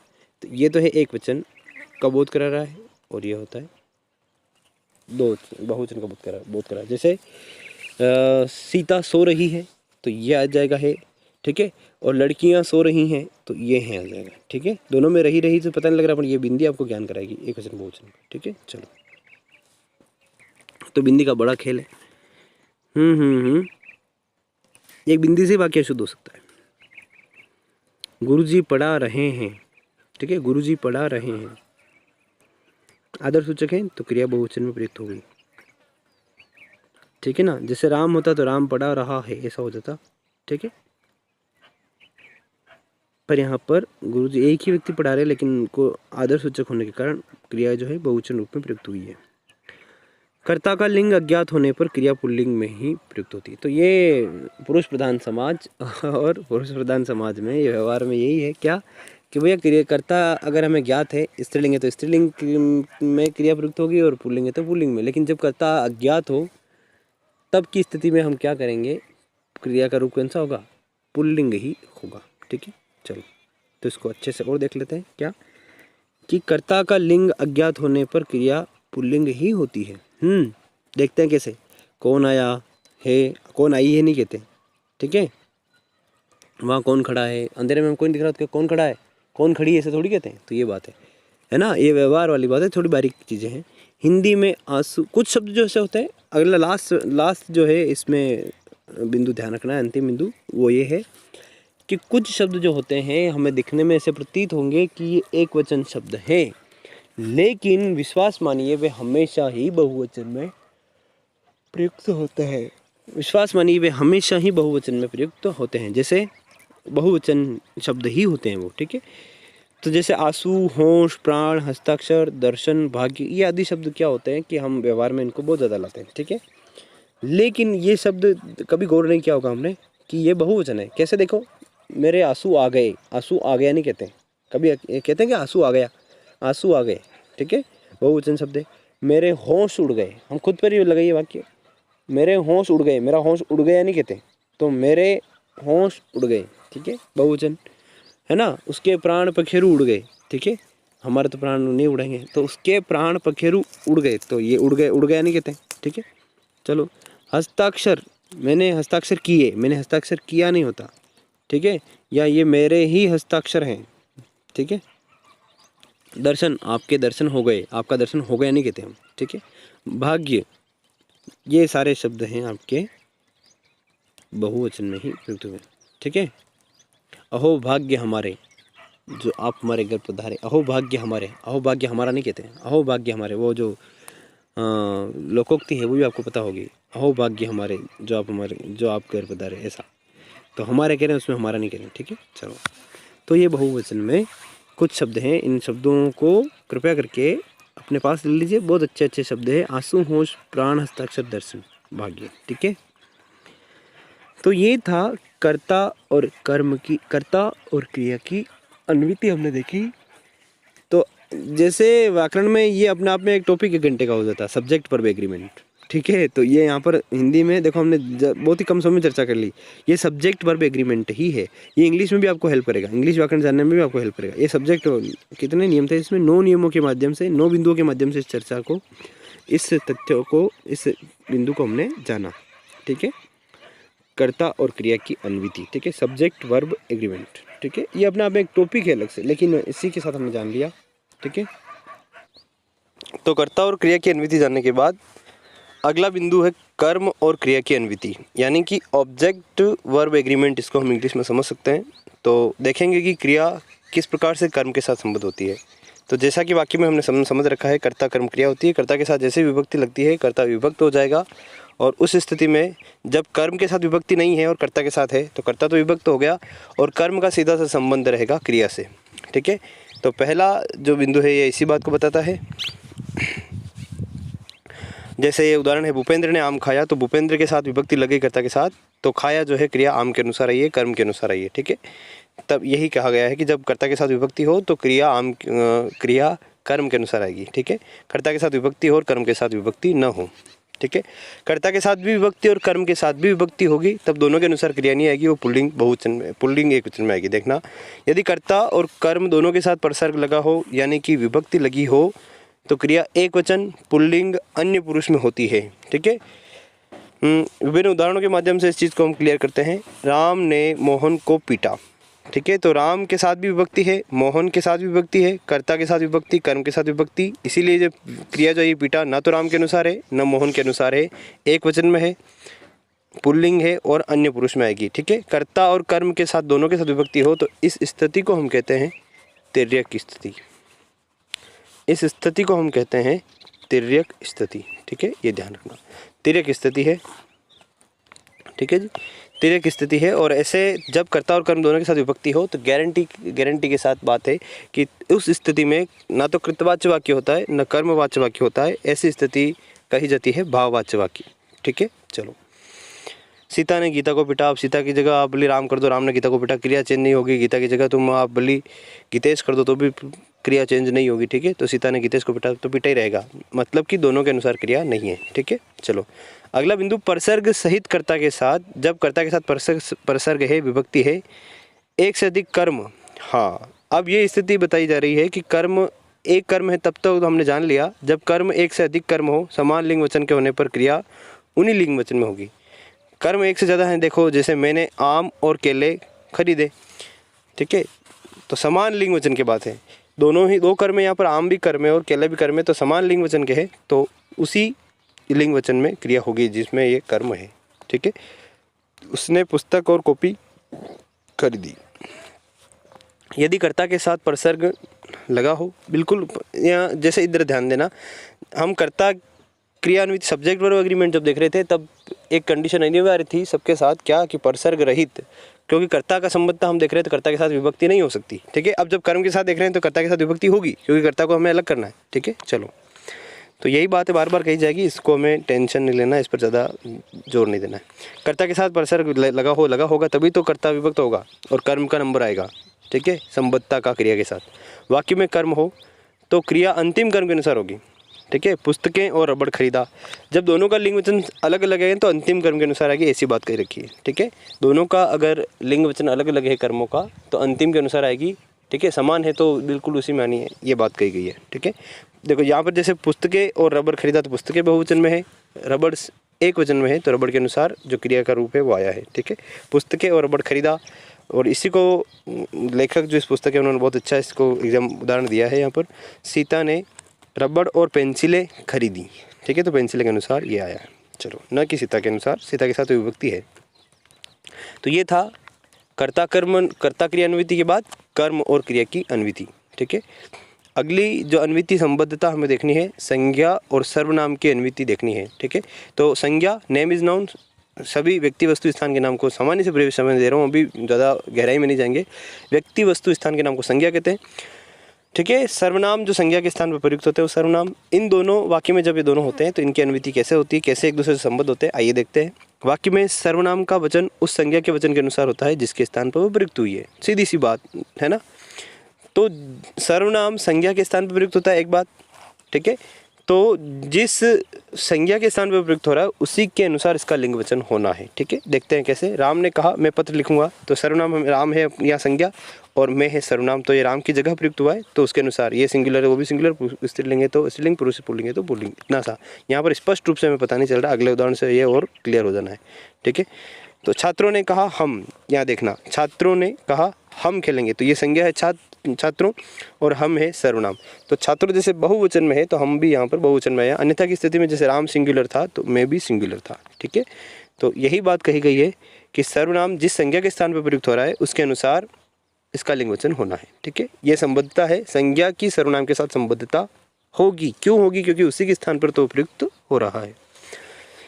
जो सर्वनाम अनेक संज्ञा के स्थान पर आए वो बहुवचन में होता है, सीधी सी बात। एक के स्थान पर रहता है एक वचन, और बहुवचन बहुत ज़्यादा संज्ञाओं के स्थान पर आएगा तो बहुवचन में होगा। जैसे गीता सीता नीता अजमेर गई, वे कल आएगी, तो गीता सीता नीता के स्थान पर क्या आया? वे आ गया, बहुवचन में आएगा ना। ऐसा होता है कि गीता सीता नीता अजमेर गई वह कल आएगी, तो वो तो ये तो तीन जनों के बारे में बात वह से नहीं कह सकते। ठीक है, तो ये बात है। किसी एक संज्ञा के स्थान पर एक ही सर्वनाम का प्रयोग उचित है, बिल्कुल सत्य बात है। संज्ञा एक है तो सर्वनाम भी एक ही होना चाहिए, है ना। जैसे मतलब एक का अर्थ ये है कि भैया एक लंबा वाक्य बड़ा वाक्य, और देखो इस उदाहरण से अभी क्लियर हो जाना है कि अलग अलग सर्वनाम हम प्रयुक्त नहीं करेंगे, जो सर्वनाम एक बार प्रयुक्त कर दिया वही चलेगा आगे। देखना कैसे, जैसे राम ने अपने बड़े भाई से कहा, एक वाक्य है, आप जल्दी जाइए। ठीक है, राम ने अपने बड़े भाई से कहा आप जल्दी जाइए, है ना, आपको देर हो जाएगी। ठीक है, तो ये बड़े भाई के स्थान पर आया है। ठीक है, राम ने अपने बड़े भाई को कहा बड़े भाई आप बड़े भाई जल्दी जाइए, बड़े भाई देर हो जाएगी, है ना, बड़े भाई को देर हो जाएगी, ऐसा कहता तो मज़ा नहीं आता ना। इसलिए निरस्ता को समाप्त करने के लिए सर्वनाम का प्रयोग किया जाता है, पुनरुक्ति के दोष से उभरने के लिए। ठीक है, तो बड़े भाई की जगह आपको आया है, तो राम ने अपने बड़े भाई को कहा आप जल्दी जाइए, आपको देर हो जाएगी, ये दोनों ही जगह एक ही सर्वनाम है आपको। अगर ये अलग कर देता तो वाक्य अशुद्ध हो जाता, अन्विति गड़बड़ हो जाती। देखना कैसे, राम ने अपने बड़े भाई को कहा आप जल्दी जाइए, तुमको देर हो जाएगी। अगर आपको जगह तुमको लिख देता ना तो गलत हो जाता, है ना, ये होता है, ये बात है। आप आ गया था आपको, तुम आ गया था तुमको रहता। ठीक है, एक ही सर्वनाम को हमें प्रयुक्त करना था। ये था संज्ञा और सर्वनाम की अन्विति, ये था संज्ञा और सर्वनाम की अन्विति। अगला अन्विति जो हमें देखनी है संबद्धता, वो विशेषण और विशेष्य का मेल, सम्मिति जो भी है वो भी उसी क्रम में है। ठीक है, तो विशेषण और विशेष्य, विशेषण क्या होता है कि वे विकारी शब्द है जो संज्ञा सर्वनाम की विशेषता बतलाते हैं, उन विकारी शब्दों को हम कहते हैं विशेषण। ठीक है, विशेष्य जिस शब्द की जिस संज्ञा सर्वनाम की हम विशेषता बतला रहे हैं उस संज्ञा सर्वनाम को हम विशेष्य कह देंगे। ठीक है, चलो तो विशेषण का प्रयोग विशेष्य के अनुसार होगा। आकारांत, हाँ तो काफ़ी अच्छी चीज़ें अब निकल कर सामने आएगी। ये अकारांत आकारांत शब्द संस्कृत व्याकरण में सुने होंगे हमें। इसको देखिए, आकारांत विशेषण विशेष्य के लिंग के वचन के अनुसार प्राय बदल जाते हैं। कौन से विशेषण बदलते हैं? सभी विशेषण बदलते हैं क्या? जी नहीं, यहाँ पर इतना सा कहा गया है कि आकारांत विशेषण ऐसे विशेषण शब्द जिनका अंत आ स्वर से हो रहा हो। आकारांत का मतलब है आकार अंत। ठीक है, आकार हकार ऐसा सुना होगा ना, आकार जिनमें अंत में आ की ध्वनि हो, आ का स्वर हो ऐसा। ठीक है, अंत में ऐसे विशेषण विशेष्य के लिंग वचन के अनुसार बदलते हैं। सामान्यतः दूसरे नहीं बदलते, प्रायः बदल जाते, इतना सा कहा गया है। ठीक है, चलो तो इसको देखते हैं उदाहरण के माध्यम से। जैसे पीला, ये उदाहरण, ये एक पीला, ठीक है, इसको अच्छे से क्लियर करते हैं। पीला एक विशेषण है। ठीक है, इसको आप बोल रहे हैं हम पीला, तो अंत में आ की ध्वनि आ रही है, ये आकारांत है। ठीक है, आकारांत है। अब इसके बारे में कहा गया है कि इस विशेषण को जब हम प्रयुक्त करते हैं वाक्यों में विशेष्य के साथ, तो विशेष्य के लिंग और वचन के अनुसार ये बदल जाता है। ठीक है, जैसे पीला कुर्ता, अब जब साड़ी के साथ लगाऊंगा तो बदल जाएगा पीली साड़ी, तो पीला पीली बदल गया ना। तो यही बात कही गई है कि विशेष्य के अनुसार बदल जाएगा। कौन बदलेगा? जो अकारांत विशेषण है वह। ठीक है, चलो जैसे लाल नहीं बदलेगा, ये लाल भी विशेषण है लेकिन ये आकारांत नहीं है, अकारांत है ना, अ से अंत है इसका, आकारांत नहीं है, ये नहीं बदलता। लाल कुर्ता लाल साड़ी रहेगा। ठीक है, ऐसा। यदि वाक्य में एक से अधिक विशेष्य हो तो विशेषण अपने निकट वाले विशेष्य के अनुसार होगा। अब एक ऐसी स्थिति आ जाए कि विशेषण तो एक लेकिन विशेष्य अनेक हो, तब विशेषण जो है किसके अनुसार आएगा?